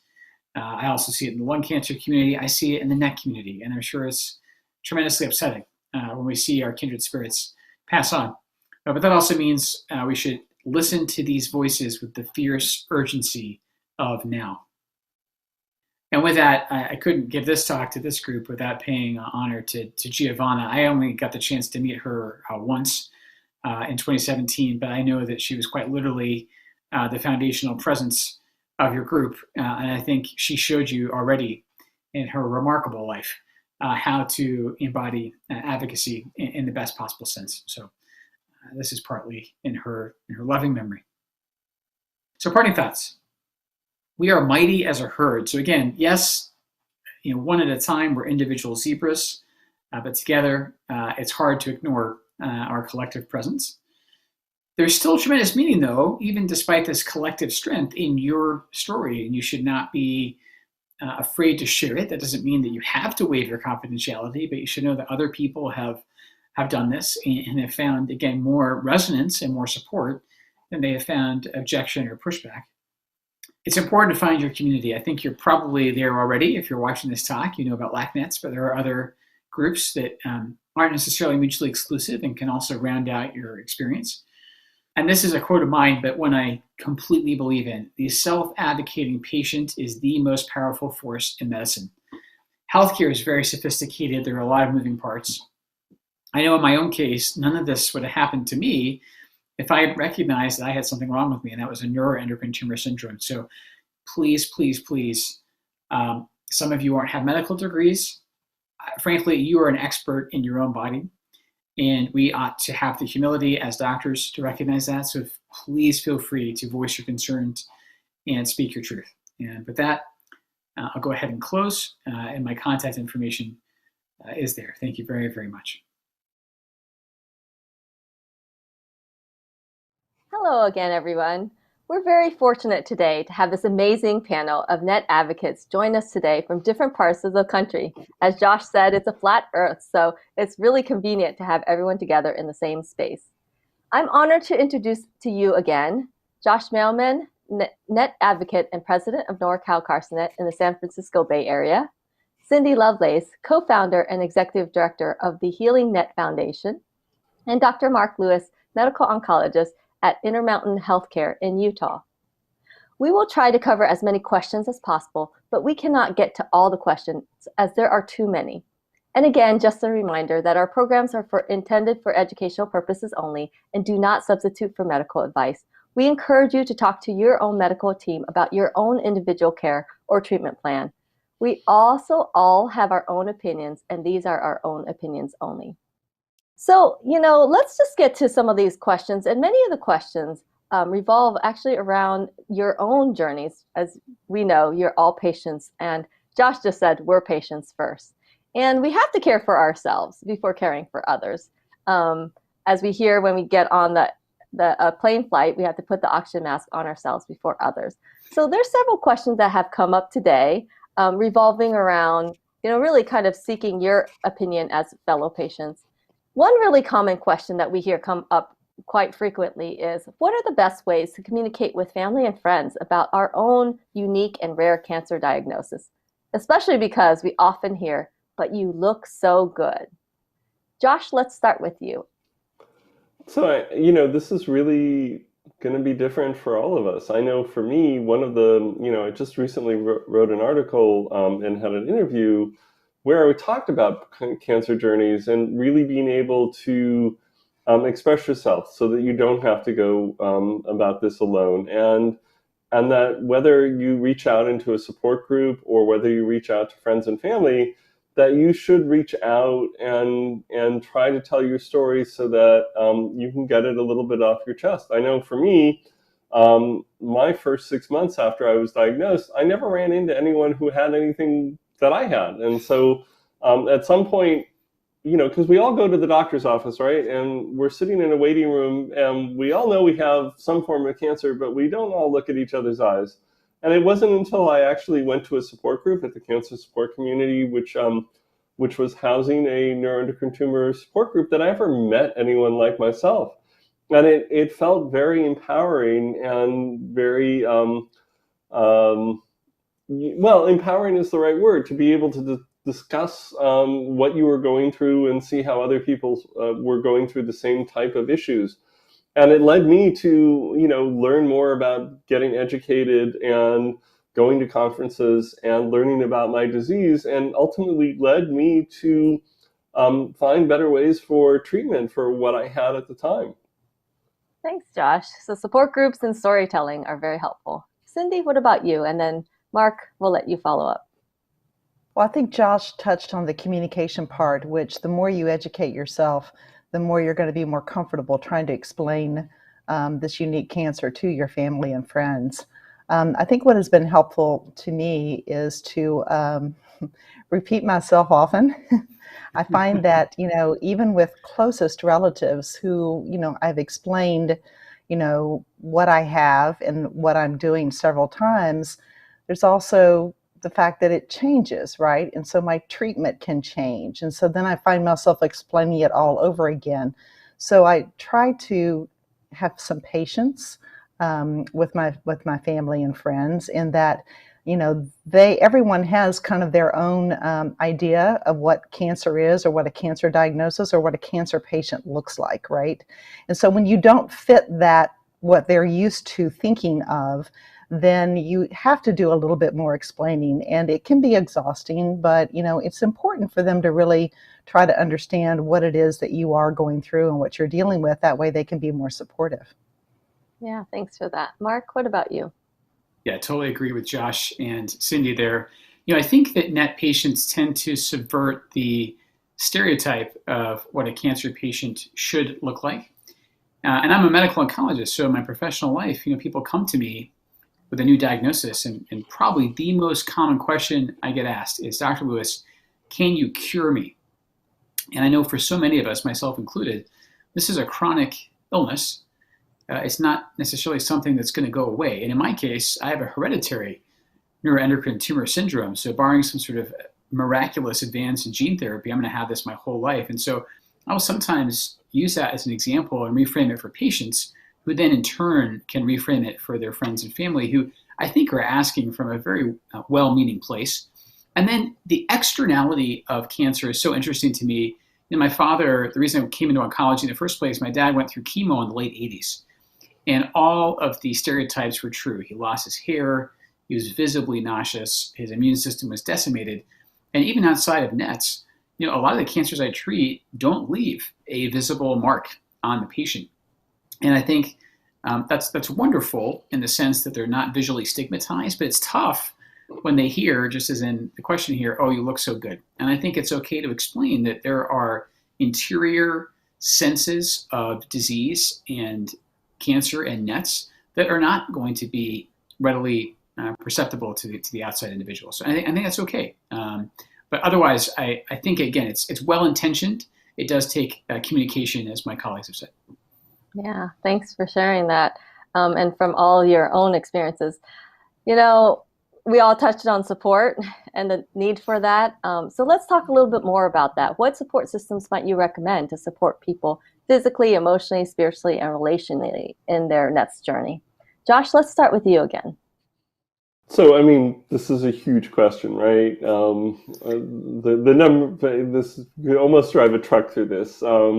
But look, one of the really great things in here is the chance to go look at either palliative care and or work with wellness clinics or integrative oncology, somewhere where they can put, often put the whole body together. Because often what we hear from cancer patients is, my oncologist is treating my cancer, but he's not looking at me, or she's not looking at me, and I'm not getting the rest of this done. And that's a perfect place for working with integrative oncology, which I know that several centers around the country have, or working with palliative care, which looks more not, palliative care we used to think about as hospice, but now it's more about making sure everything's covered for you, your physical, emotional, and your well-being. And this is really, I think, things that have changed in the last 10 years since my first diagnosis. When I was in this watch and wait period, which I changed to Watch and Learn, was like, well, until we treat you, we might send you over across the street to integrative oncology, but once we need to treat you, we're going to bring you back and you won't do any of these things anymore.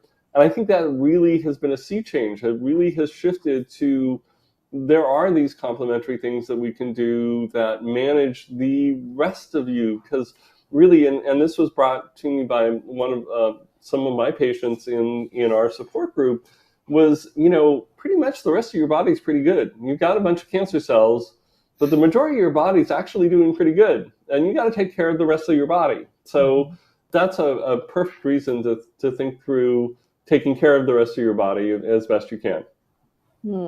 Thanks, Josh. Cindy, what do you have to add? Yeah, I'm really glad that Josh mentioned palliative care, because that's a really important point, that, that is for anyone who has a life-threatening disease. And cancer is a life-threatening disease. It is not hospice care.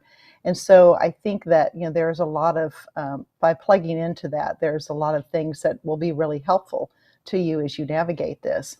And I think what really has helped me is, reaching out to others, support system, well, there's support groups, and it may be difficult sometimes to find those that are particular to neuroendocrine. But I even found that, a group of cancer survivors that I just get together and have lunch with occasionally, it's just really helpful to, hear their stories and hear how they're coping with different things, because there are, taking care of ourselves physically and mentally that overlap into, what other cancer patients deal with. I, try to engage in yoga. Through Josh's group actually has a program, and I've done some on my own as well online.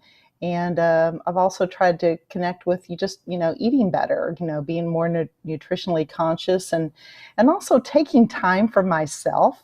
I started having regular massages, and that really was huge as far as reducing anxiety and, just giving me kind of a reset. Thanks for sharing that and some specific self-care methods that people might use. Mark, what do you think? So I think there's tremendous power in finding like-minded individuals. And these days, as we're doing right now, it's likely easier to do that online than it is in person. Although some of us that live in more dense population centers, and certainly California has plenty of those, are maybe more likely to be living near people like them. When I was first diagnosed with my condition, which is rare, not as rare as Josh, he's got me beat there in terms of prevalence. But there was really no group I could find that supported my specific genetic condition. And so I co-founded one.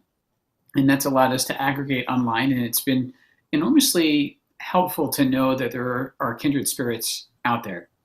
The one caveat I think I would introduce is NET patients, perhaps more than most cancer patients, tend to have an incredibly individual course. And it's tempting, but I think ultimately misleading to compare yourself too closely to one other person. I'll actually use my own family as an example. I already mentioned my dad. He passed away at age 49, but our condition lacks what's called genotype-phenotype correlation, which means that even with exactly the same mutation, everyone's course, the way that the disease affects them throughout their life, is going to look different. And I would zoom out from that and say that's the case for members of support groups too. So support groups are wonderful. There's certainly a shared experience there.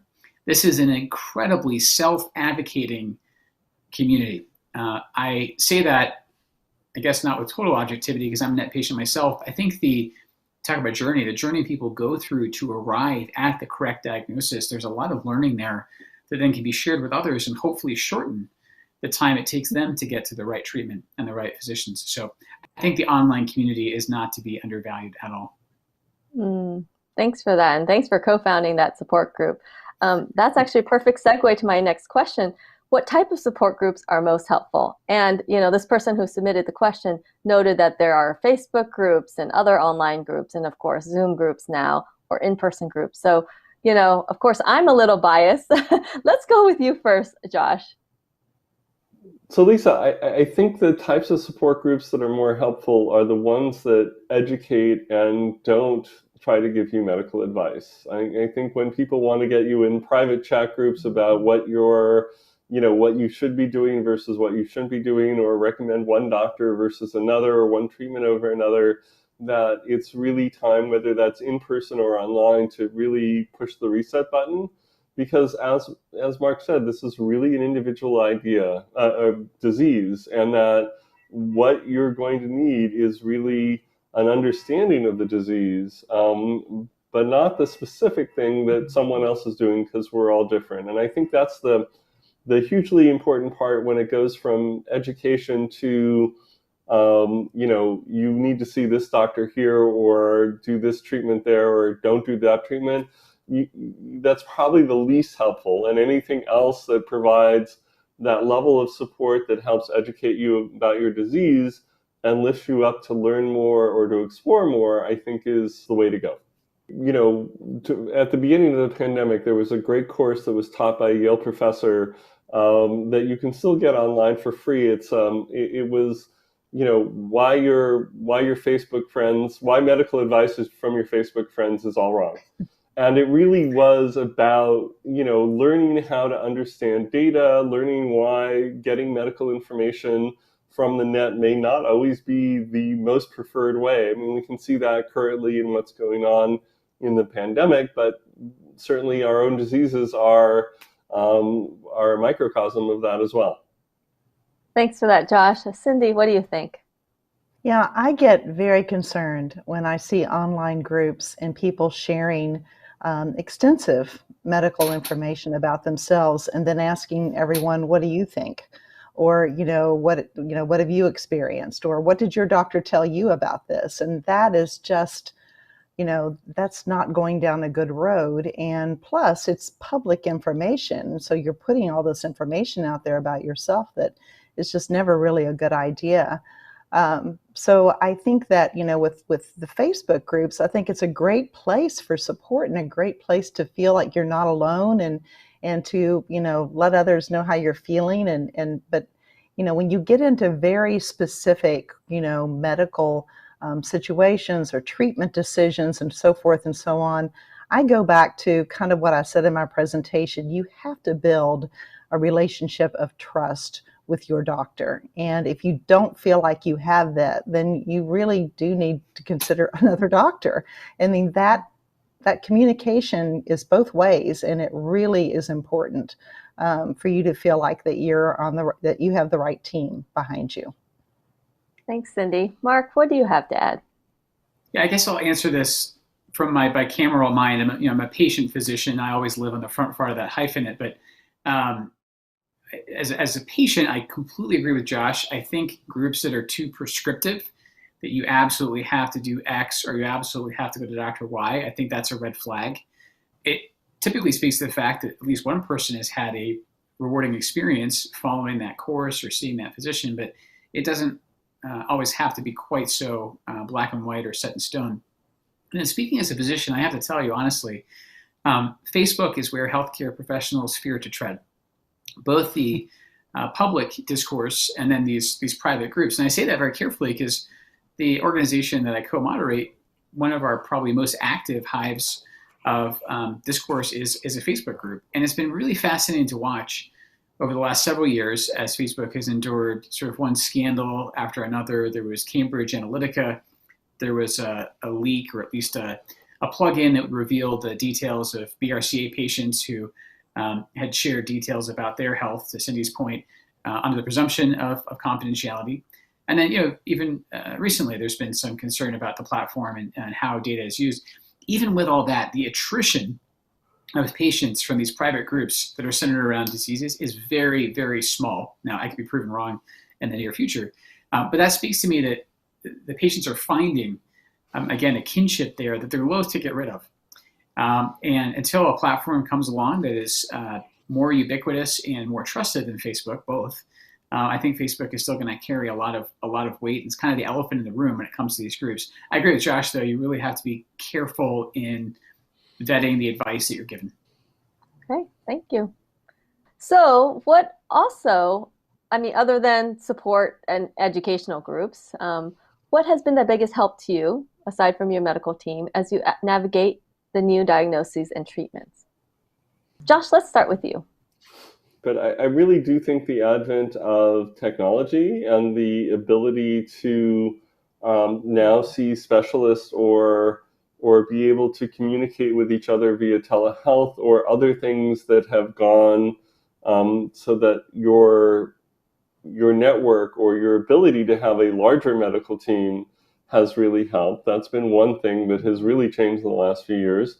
And honestly, the other biggest help, back to the question before, support groups, right? It's without having that foundation of a support group and without being encouraged to learn more about my disease, I'm pretty sure my path would not be the path that I'm on. My journey would be completely different. I would have never known about a conference in Toronto where I would have met some of the heavyweights of nuclear medicine, and I don't think I would have ever ended up in Europe myself. So my entire arc of my journey changed because of people who were helping me in a local support group.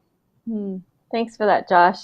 That really speaks highly to how the difference that it can make. Cindy, what do you have to add? Yeah, I think building relationships with other NET patients and caregivers has been really, revolutionary for me. I mean, I feel like I have a good, solid medical team, but I think that, particularly when it comes to choosing next treatment steps or what that treatment is going to be like and understanding what it is before you embark on that, it's really important to speak to someone who has some experience with that and can maybe tell you, kind of what they've been through. And in that way, you can kind of prepare yourself, right? There's a number of times I've called Josh. I've called, other people in the NET community and just, kind of had a little powwow with them about, what was going on with me and, what was their experience and so forth and so on. And I think also, there's a lot of organizations that are doing a really good job with, providing really great educational conferences. And I try to take advantages of those as well, because you can always learn something. You're always learning, particularly with NET cancer. We always are. Thanks for your insights and also the practical suggestions. Mark, what would you like to add to that? Yeah, if I understand the question correctly, we're focused on the impact of the new diagnosis. And again, I'll speak here as an oncologist. So I often witness what I call the tinnitus of terror in that first visit, where someone is, you've confirmed the cancer diagnosis for them, and I can tell, you see it in their face. Everything else I say kind of becomes this low drone, and it doesn't quite get absorbed. And the reason I'm emphasizing that here is you almost always have time to make the decisions that you need to about your care. With very rare exceptions in a NET world, like say a very fast-growing neuroendocrine carcinoma, you have the relative luxury of exploring your options before you commit to a treatment or later on a new treatment. Another thing I would say here is I really want to empower patients to ask their physician sort of the therapeutic rationale for any given treatment decision. This is, again, not denigrating any of my colleagues in oncology. I sometimes hear in my field the term community oncologist used almost as an epithet. What that really means is an oncologist who's having to treat all or nearly every type of cancer, and it's not reasonable to expect most of those doctors to have a huge volume of NET patients. Ergo, you might be one of their only NET diagnoses in a given year. Hence, I actually think it's fine to ask, hey, why are we doing this treatment? Can we seek a second opinion? I often say, if your doctor says you can't seek a second opinion, that is a reason to seek a second opinion. And as Josh knows, I mean, in the NET community even, there are many patients who will seek out one expert or another authority and sometimes get divergent answers. And that goes to show you that there's not always a clear-cut, evidence-based sequence of care. But there is a lot of latitude for individualization of care. Go ahead, Josh. But Mark, I want to piggyback to that, because I know there's a question on second opinions coming up, but it's even more important. What you said, I wanted to emphasize, is the rationale. Because a lot of people will go get a second opinion and say, okay, now I have two treatment opinions or two treatments. What do I do now? And it's understanding the rationale behind it and learning from that rationale that can help guide you understand how you want your own course. And I think that's even, thinking about it long term, we will make, if we're lucky, multiple treatment decisions. And understanding the rationales from those second opinions can help you along the way. It's not just a second opinion to get a different treatment vector, because there's lots. I mean, we can probably name off 7 right here. And so I can name off all 7, and which one do you want? It's the rationale behind it. And that once you understand the rationale, it helps you not just now, but in the future.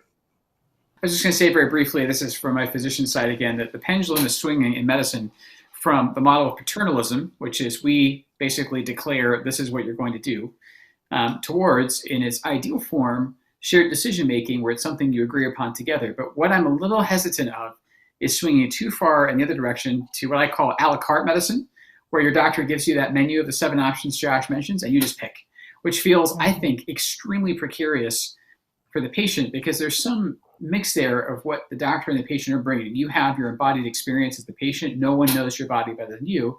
Your physician has some level of expertise and experience. And I think it's finding that happy medium is what we're all working on together. Cindy, please go ahead. Now, when you were talking about that initial diagnosis, I kind of addressed treatments, but I didn't really talk about the new diagnosis and that deer in the headlight look that you get. I think what's really important, it has been important for me, and I had to kind of learn this, is that I do try to bring my husband to as many appointments as it's reasonable to bring him to. Whoever your caregiver is, particularly in those initial days when you've been newly diagnosed, I mean, you are so shocked and you're not understanding the terminology initially. It takes time to get up to speed on all of that. So having someone there who can be a second set of ears is really, really important. And then you can go home and debrief. And you know, also when you're considering treatment decisions, I think it's a good idea to involve your family in that if that's possible. And it's totally fine to ask your doctor about recording conversations. It happens in my clinic all the time. You do want to ask permission. You don't want a wiretapping situation. But you know, we do. What you have to realize is when we meet a new patient, we typically have some pre-specified block of time. You know this because that's the length of your appointment. And we got to get through everything. We got to get to know you. We have to verify your history. We have to convey the diagnosis. At some point, presumably, we're also examining you, and then we're prescribing treatment. That is a lot to fit into an hour. And it's a lot for us to have to explain, which means that we tend to go pretty fast. I'm talking fast right now. That's my default setting. So it is fine. It is absolutely fine to ask your doc, however, you know, whichever format you want to use, to record that conversation for later digestion. Yeah, thank you for all of that. And I'm glad you brought up caregivers or bringing a loved one or recording. As a caregiver myself, you know, living with NET along with my husband for the last 6 years, what might you recommend that a caregiver can do to help their newly diagnosed loved one and also to find the support they themselves need? So there's kind of 2 parts to this question. I know that's a lot here. Josh, let's start with you. From a patient perspective, right? I mean, look, we love the support that caregivers give us. We know we can be ornery and, you know, in the moment, and depending on what other things are fluctuating with hormones, we could be really bitchy towards you and things like that. But that's just, you know, both the stress and the disease talking.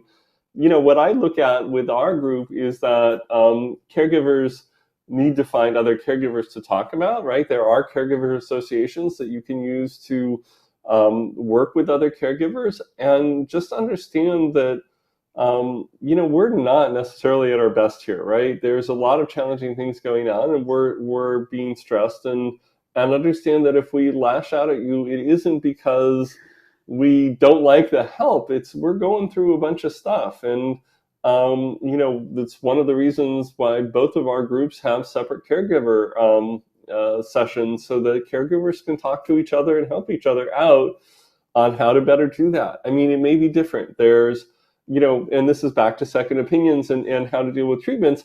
Not everyone's a quarterback, right? You know, just because you got diagnosed doesn't mean you're the quarterback of your own team. And sometimes there are caregivers who are better quarterbacks and really can be the quarterback of the team. So really, it's a whole dynamic that is going to be different for everyone. But know that as patients, we really appreciate caregivers. Thank you for saying that, Josh. Cindy, I wanted to see if you had anything else to add since you did bring up this topic. I'll try to make it short. I think that the most important thing that a caregiver can do first is ask the patient what they need, how they really want to be helped, because sometimes very well-meaning caregivers can assume what the patient wants them to do, and they just start doing. I think it's good to have that conversation first. And also think that caregiver support is important. To kind of piggyback off of what Josh said, I know that one time I was in a very small group setting. There were maybe 3 or 4 female patients like myself, and their spouses were there. And a few minutes into the conversation, one of the spouses said, "Hey, would it be okay if like us guys kind of went off and had a talk amongst ourselves and talked about being caregivers?" And we were like, "Sure, yes, that's a great idea." And so I think that's a real need. Yeah, thank you for saying that. And I know that we offer, as Josh mentioned, a monthly caregiver-only support group. And it's not a time where we're information sharing and networking about treatments. It's really just to find that support that you're talking about. Mark, I want to see if you have anything else to add. I'm going to answer this one as a doctor from 2 angles. Number one, as a doc, you always want to acknowledge the caregivers in the room, but I want those caregivers also to realize it's actually our ethical obligation to serve the patient and the patient first. In fact, just this week, I won't reveal any details, I had a caregiver very well meaning who was essentially overriding the patient's autonomy right in front of them. And I had to very gently redirect and say, "Hey, listen, I respect you as a person, but this patient is who I serve." And I think that that's a very delicate thing to say, but it is a necessary thing to say. And the second thing is, and this is across the cancer patient spectrum, it is so natural for a caregiver to want to nourish their loved one. But I'm a GI oncologist, I'm a NET specialist, and we all know in neuroendocrine tumors, there are a host of uncomfortable digestive issues that can come along with this disease type. And I cannot tell you how many times I see the most well-intentioned efforts to, quote, fatten someone up, not being met by the patient because they just don't feel like it. They have physical reasons, sometimes psychological reasons to reject that nutritional support. And I often see that being met as Josh said, oh, you're being antagonistic, you're being difficult. It's not the case. And so I think a little bit of understanding both ways, again, the well-meaning, but the also understandable rejection of those offers, I think that's really important. Yeah, thank you for sharing that. And your perspective is very unique. I want to get back to that question that Josh kind of mentioned that we were going to get to about what's your opinion about second opinions. So Josh, let's kind of start with you with this one. Well, I mean, kind of what Mark said before as well is if you have a doc who won't allow you to get second opinion, then you need another doc as your first opinion. And that goes around. And honestly, one of the things, I did a series of speaking engagements called Speaking Up, where we went through 14 different cities. And the one thing that we learned is that most people are afraid that it will upset their doctor to ask for a second opinion. And to a T, every doctor that we had on our Speaking Up panel was like, "No, we're good with that. You can even ask us who we think would provide a good second opinion or who might provide a different idea of what an opinion might be." And so I really think it's important to go do that and at least once in your journey and understand how that might work and how that might help you. Thanks for that. Cindy, what about you? Yeah, I just echo exactly what Josh said. I mean, if someone gets upset at the idea that you are asking for a second opinion, and what Mark said as well, you need to move on. That's just the way it goes. I do want to define second opinion as, I think Josh talked about this a little bit earlier, about like you get 2 different treatment options and you're trying to make the decision on which one is right or whatever. I also see a tendency by some patients to go what I call doctor hopping. And so to me, a second opinion is not going around until you get the answer you want. So you've already kind of got in your head what you really want the answer to be, and you're just trying to find the doctor that will tell you the one that you want. That is not seeking a second opinion. Thank you for clarifying. Mark, what about you? Yeah, I think you guys are way too concerned with doctors' feelings, honestly. I mean, I know we all have massive, fragile egos, but no, honestly, and I think Josh in particular knows this, like the NET community of physicians is actually really tight-knit. It doesn't mean we all agree on everything. I know we don't. But as he said earlier, the real thing is if you encounter a divergence of opinion, I don't think you've gone far enough. I think you need to go the next step and understand, why is it different? Why is one physician saying one thing and the other saying, something that's again different than that? And then getting the therapeutic rationale and really then reconciling which one feels right for you. I seldom think there is a single right answer. One, again, of the beautiful things about the longitudinal disease course of NETS is that there tend to be multiple nodes, multiple forks in the road. It's seldom the case that one treatment will preclude future lines of therapy. That sometimes happens. And so again, maybe the other question to ask is, by doing X, am I prohibiting myself from Y and Z down the line? I think it's appropriate for most of us to take a very long view. And then lastly, I'll say, you can be transparent with your doctor. I have to tell you, I'm almost amused sometimes. One of my colleagues in the NET community calls me and it's like, hey, I'm seeing XYZ in my office, and I had no idea they were going and seeking that. It doesn't bother me. But frankly, I believe in transparency. And, if you want a second opinion, just ask. And like was said, I'll be happy to recommend people. So I think this whole notion that you have to protect us or you have to be quiet about it, I would push back on that. This is your body. It's your decision what happens to it. Thanks but for also saying point that. out that even inside of second opinions, where we're being treated, right? There's a multidisciplinary team that is going to be reviewing, which is a bunch of second opinions. And from what little I do know about the NET community doctors, but I know a fair lot, you guys talk about complex cases with each other out of course of habit, and you share. And so even if there's places that you may not be able to get it because of insurance or otherwise, know that your docs are talking to each other and are talking, inside their own groups about the cases, and you can ask about what the thoughts were there, and do talk to other people as well. Very briefly, because I know we're short on time. There are tumor boards, which are these multidisciplinary conferences that Josh is referring to. They actually happen at my institution every week. I run them. And I tell my patients overtly when I'm presenting their case, not because I want them to feel like their privacy is being violated, because we strip away all the confidential information, but to tell them that's a built-in second and third and fourth opinion from surgeons and radiologists and interventional radiologists and radiation oncologists and nuclear medicine. So I think understanding some of these necessarily hidden mechanics of healthcare can actually be reassuring. It's not just one person adjudicating your care. Not everything hinges on their one opinion. Thank you for that. Right.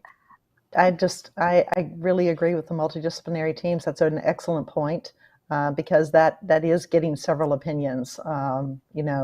You're getting your true bang for the buck, as they say. Well, I'd love to hear also, I guess, there's a lot that happens, and we're talking about the shock of the initial diagnosis. What have been some of the surprise blessings or silver lining in your journey? Josh, let's start with you. Looking at 15 years ago, would I have thought that I'd be representing all patients across all diseases as the patient right advocate for the Nuclear Regulatory Commission? No chance. I didn't even know the Nuclear Regulatory Commission existed. And so if you look at these surprise blessings, or my journey into advocacy and working in places that have improved the lives of patients, not only with NETs, but of other diseases, and changing regulations and changing how things get paid and working inside that, I would be shocked. And so that's one of those silver blessings, and the other, or surprise blessings or silver linings, and the other was, look, I'm sitting here across from three great people that I would not have known without this disease. And this is the silver lining, right? I work in global health. I know I have friends across the planet that I'm missing now that we're still in this flat Earth or flat screen Earth that we have in front of us. But I would have never imagined, traveling to India to go to a conference and being greeted by several doctors who know my work. It's unfathomable that this would happen. And so if you look at surprises and silver linings, there you go. I mean, it wasn't that I didn't have a bad profession to start out with and doing really great in the tech world, but this has been different. Well, we're glad to meet you too, Josh. Cindy, what do you think? Well, ditto to everything Josh said, and I think that I feel like I've received more than I've given. I was in a communications career, but it was, I didn't necessarily feel like what I was doing was, personally affirming, the good in me, if you will. But, I feel like more blessings have come back to me as a result of just reaching out, sharing my story, and trying to help others. The relationships that I have built have been like none other. Yeah, you bring up relationships a lot. It really is about community. And what about you, Mark? Yeah, I might have a slightly different take. I'm in an interesting position where the more I have been willing to share my net experience, the more net patients come to me. It's like this beautiful feedback loop. And the reason I find that so rewarding professionally is I get to see, again, this incredibly rich diversity of experience. And for those people that are doing great, that obviously gives me a lot of hope. For the people that aren't doing so well, it inspires me to think about, well, how can I do one small part, especially in regards to research and improving their outcome. And I'll say this, I think there is a very proud precedent in net research in particular to focus on quality of life. Quality of life study is relatively late to the game in cancer research as a whole. For far too long, and I get it, it was measurable, oncologists were focused on survival, a very hard endpoint, perhaps the most black and white metric. But going back to the 1980s, there are net physicians who are genuinely invested in quality of life as an outcome for our community. And I'm reminded of that all the time when I see people. I am actually usually not so worried about my patients' longevity with NETs as I am worried about their quality of life. And I think, again, it's a beautiful thing that I get to see that and try to help with that. Mark's what Mark said reminded me of one time I got a call from a patient out of the blue that just found me randomly through Google or whatever. And she had just received a diagnosis, and she was about to be a new grandmother. And I have 5 grandchildren, and she was crying because she really thought that her diagnosis was going to prevent her from ever seeing her grandchild for the first time. And after we talked it through, I realized that she didn't have, she had a slow growing cancer. And so the more we talked, the more she kind of calmed down and understood that maybe, just maybe, she was going to get to see that grandchild after all. So that's the kind of conversations that are true blessings. Yeah. And all of you are passing it on, paying it forward in many ways. So, many people don't have a lot of time or energy. So what are some small ways that I might be able to use my voice to make a difference in the NET community? So Josh, let's go with you first. So there are lots of different ways that you can make differences, whether it's donating something to any of the support communities that are going on research or funding young investigators to learn more about this disease and to stay in that disease. I mean, we talked a lot about this in my session of things that you can do to do this. So that's one way. You can help fund. You can advocate on behalf of things like telemedicine, which, talking to your senator or House representatives. There are things that you can do inside of advocating for all patients, whether it's through ASCO, Conquer Cancer Group, or others, where you can lend a simple letter writing to your representative that might change how people are cared for.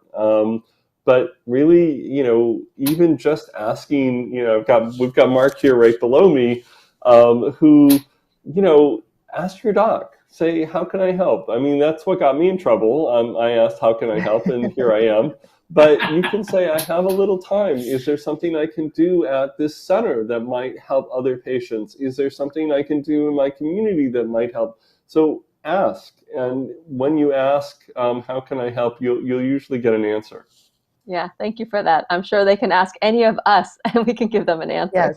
Yes. Yeah. Cindy, let's go to you next, and then I think just reaching out to any of the NET organizations, and asking that question of how I can help. I mean, there's going to be something that, can fit your skill set or what you're comfortable doing.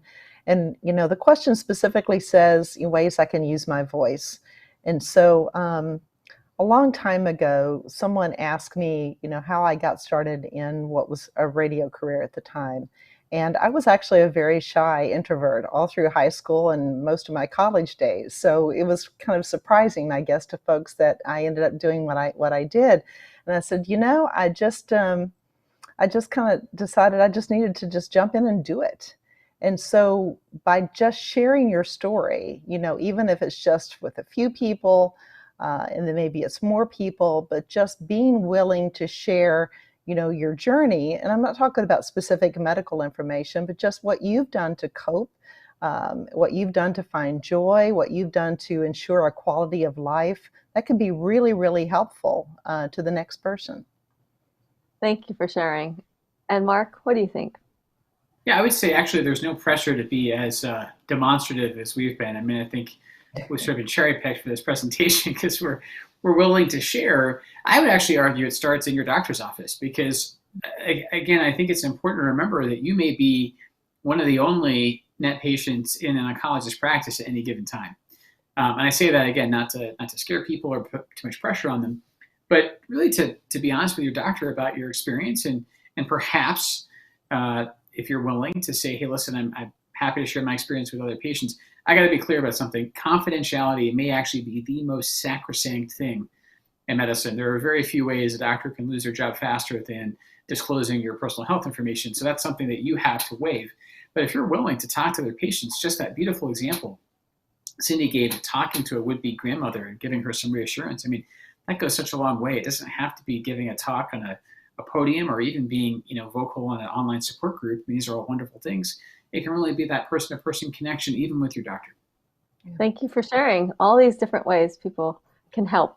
I mean, there's a lot of questions, and I could keep talking to you guys for a long time, and we've already gone long. Let's just end with this final question. What last words of hope or encouragement might you offer to those in the community? Josh, let's start with you first. So if we look at this, I'm now going on to my 15th year, and every year there are improvements in our care. There are new treatments that are coming up. There are things that give us hope and give us pause that, whether we ever cure this is one thing, but that the ability to live with this as a chronic disease keeps getting better and better, and we keep having more quantity of life and new treatments that are coming out. And I think that's, the hope or encouragement is that we've got a lot of really dedicated medical professionals that are working on this. And I always think, if you get caught in the online group, you might think there are only 6 doctors who work on this on the planet. And there really isn't. There are hundreds, and under those hundreds are another layer of people who are doing research, and under those there are so many more people who are interested in this disease that it's really encouraging. I'm going to go back to 2018 where I was at an ESMO conference where there were 2 NET drugs that were being presented at ESMO, which is this huge conference, a European conference. And the conference room is like, I don't know, 1,000, 1,500 people big. And 2 of the presentations were on neuroendocrine tumor. It was Lutathera, and I'm trying to figure out, I can't remember what the other one was at the time, but there were 2 drugs being presented and then a third drug. The 2 neuroendocrine drugs were presented first. After that was done, there were hundreds upon hundreds of people who were streaming out. They didn't care about the third drug. It was the first 2. There was the neuroendocrine tumor drugs that they were. That's how deep this goes. That this isn't. If the reason I really did start to advocate on behalf of neuroendocrine tumors was, or to let patients know about the work I do, is it runs really deep. The pyramid, the iceberg. We see the tip, and you may see 5 doctors or 6 doctors, but that tip of the iceberg, the base is so huge that it's really encouraging. That is really encouraging, Josh. Thanks for sharing. Cindy, what words do you have? Yeah, I think To kind of piggyback on that, just the younger doctors who are getting into the field, they're there. And I just got an email the other day from LACNETS, which is the healthcare expert society for neuroendocrine, and they were sharing the young investigators and just looking at those faces, the diversity as well as the youth. I mean, that was huge. And, that gives a lot of hope to patients that, even as those tried and true net experts that they've heard the names of for years and years, even as they approach, retirement, be encouraged that there are younger doctors. There are people who are, really investing in this and are finding it interesting and challenging. I recently transferred, a new member of my team to one of those younger up and coming physicians. And, I think that what he lacks in experience, he has in just wanting to find the answers. And he's just so smart and so up on all the latest research. There's lots of research going on. And I will tell a quick conference story like Josh just did. For years, I've attended a conference, ASCO GI. And they deal with, all of the diseases that can affect your GI system. But I've noticed over the years more and more posters and sessions and such that are on neuroendocrine. So it's very, very encouraging and very hopeful to see that. Thank you for that. The young investigators and the youth, the younger physicians certainly are bringing passion to the field. Mark, what are your final words and thoughts? Yeah, I think I'll actually synthesize what Josh and Cindy said. In fact, there's a slide I used in some of my talks that I think I stole from Josh or maybe borrowed, which shows progress over time. And Josh, I think in turn you might have adapted this from Dr. Matt Kulke, but basically the time horizon goes back about 40 years.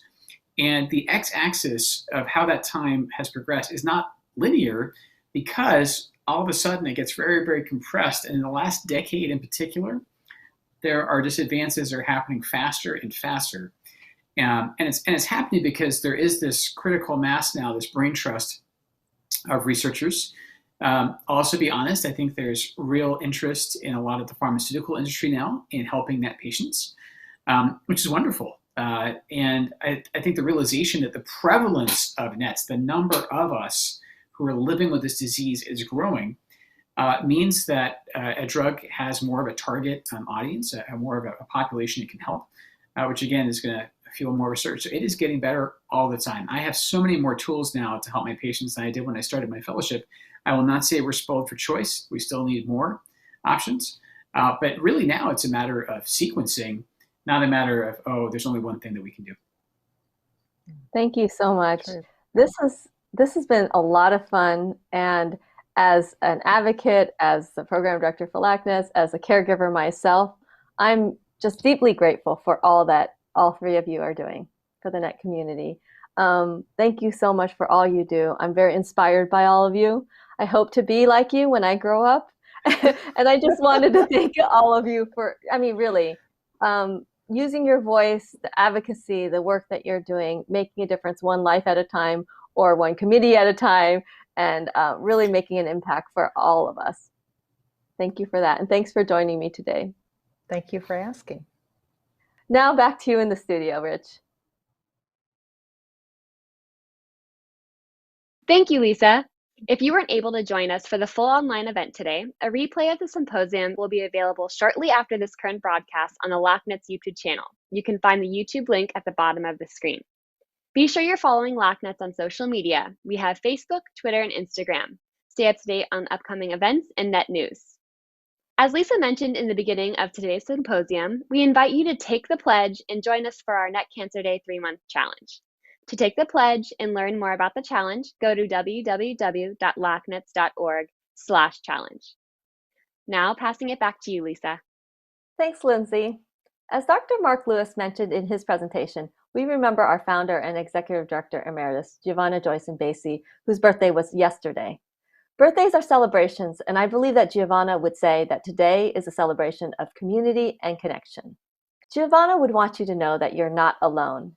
And to this end, we offer many programs and resources, including our weekly NET support group, a dedicated caregiver-only support group, Net Vitals, which is a downloadable patient-physician communication tool to help you prepare for your medical appointments, and health coaching, available to Net patients or caregivers. We encourage you to go to our website, LACNETS.org, to find out more information about our programs, view resources, read blogs, take Net quizzes, and much more. The virtual world has definitely made it easier to access many Net educational programs like today's webinar, and it's also easier to join a support group since many are meeting virtually and open to people across the country. There's many support groups out there that are available for you to connect with, and if you need help getting connected, feel free to reach out to us and we can help. We want you to know that you are not alone. LACNETS recently launched a new podcast featuring local Net experts who answer the top 10 questions in their field. We hope you take a listen, and we'll be releasing one episode every month, so stay tuned for more. Please also join us for our upcoming monthly webinars. Next month, we look forward to hearing from amazing TEDx speaker and friend, Chaplain Michael Echelon, who will share an inspirational talk titled Riding the Cancer Wave, Spiritually Speaking. We'll also be hearing a patient's story. In January 2022, Dr. Pamela Kuntz from Yale University will share the latest updates in NET cancer research in her talk, What's New with NETs? What's on the Horizon? In February, Dr. Heidi Del Rivera from the NIH will give an update on pheochromocytoma and paraganglioma, focusing on advanced metastatic disease. This presentation is also available to view in Spanish on our YouTube channel. In March, Dr. Aman Chauhan from the University of Kentucky Marquis Cancer Center will address the special neuroendocrine carcinoma population with his presentation titled Updates in High-Grade Neuroendocrine Cancers. If you registered for today's webinar, you will be receiving an email to fill out a survey. We would really appreciate it if you take the time to fill it out, as the survey results help us with our fundraising and support and planning for future events. Thanks again to our amazing NET advocates who presented today for all you do to advocate on behalf of the whole community and inspiring all of us today. Thank you to Rich at TVP Live, and thanks to all of you for joining us today. Goodbye and see you next month. Bye.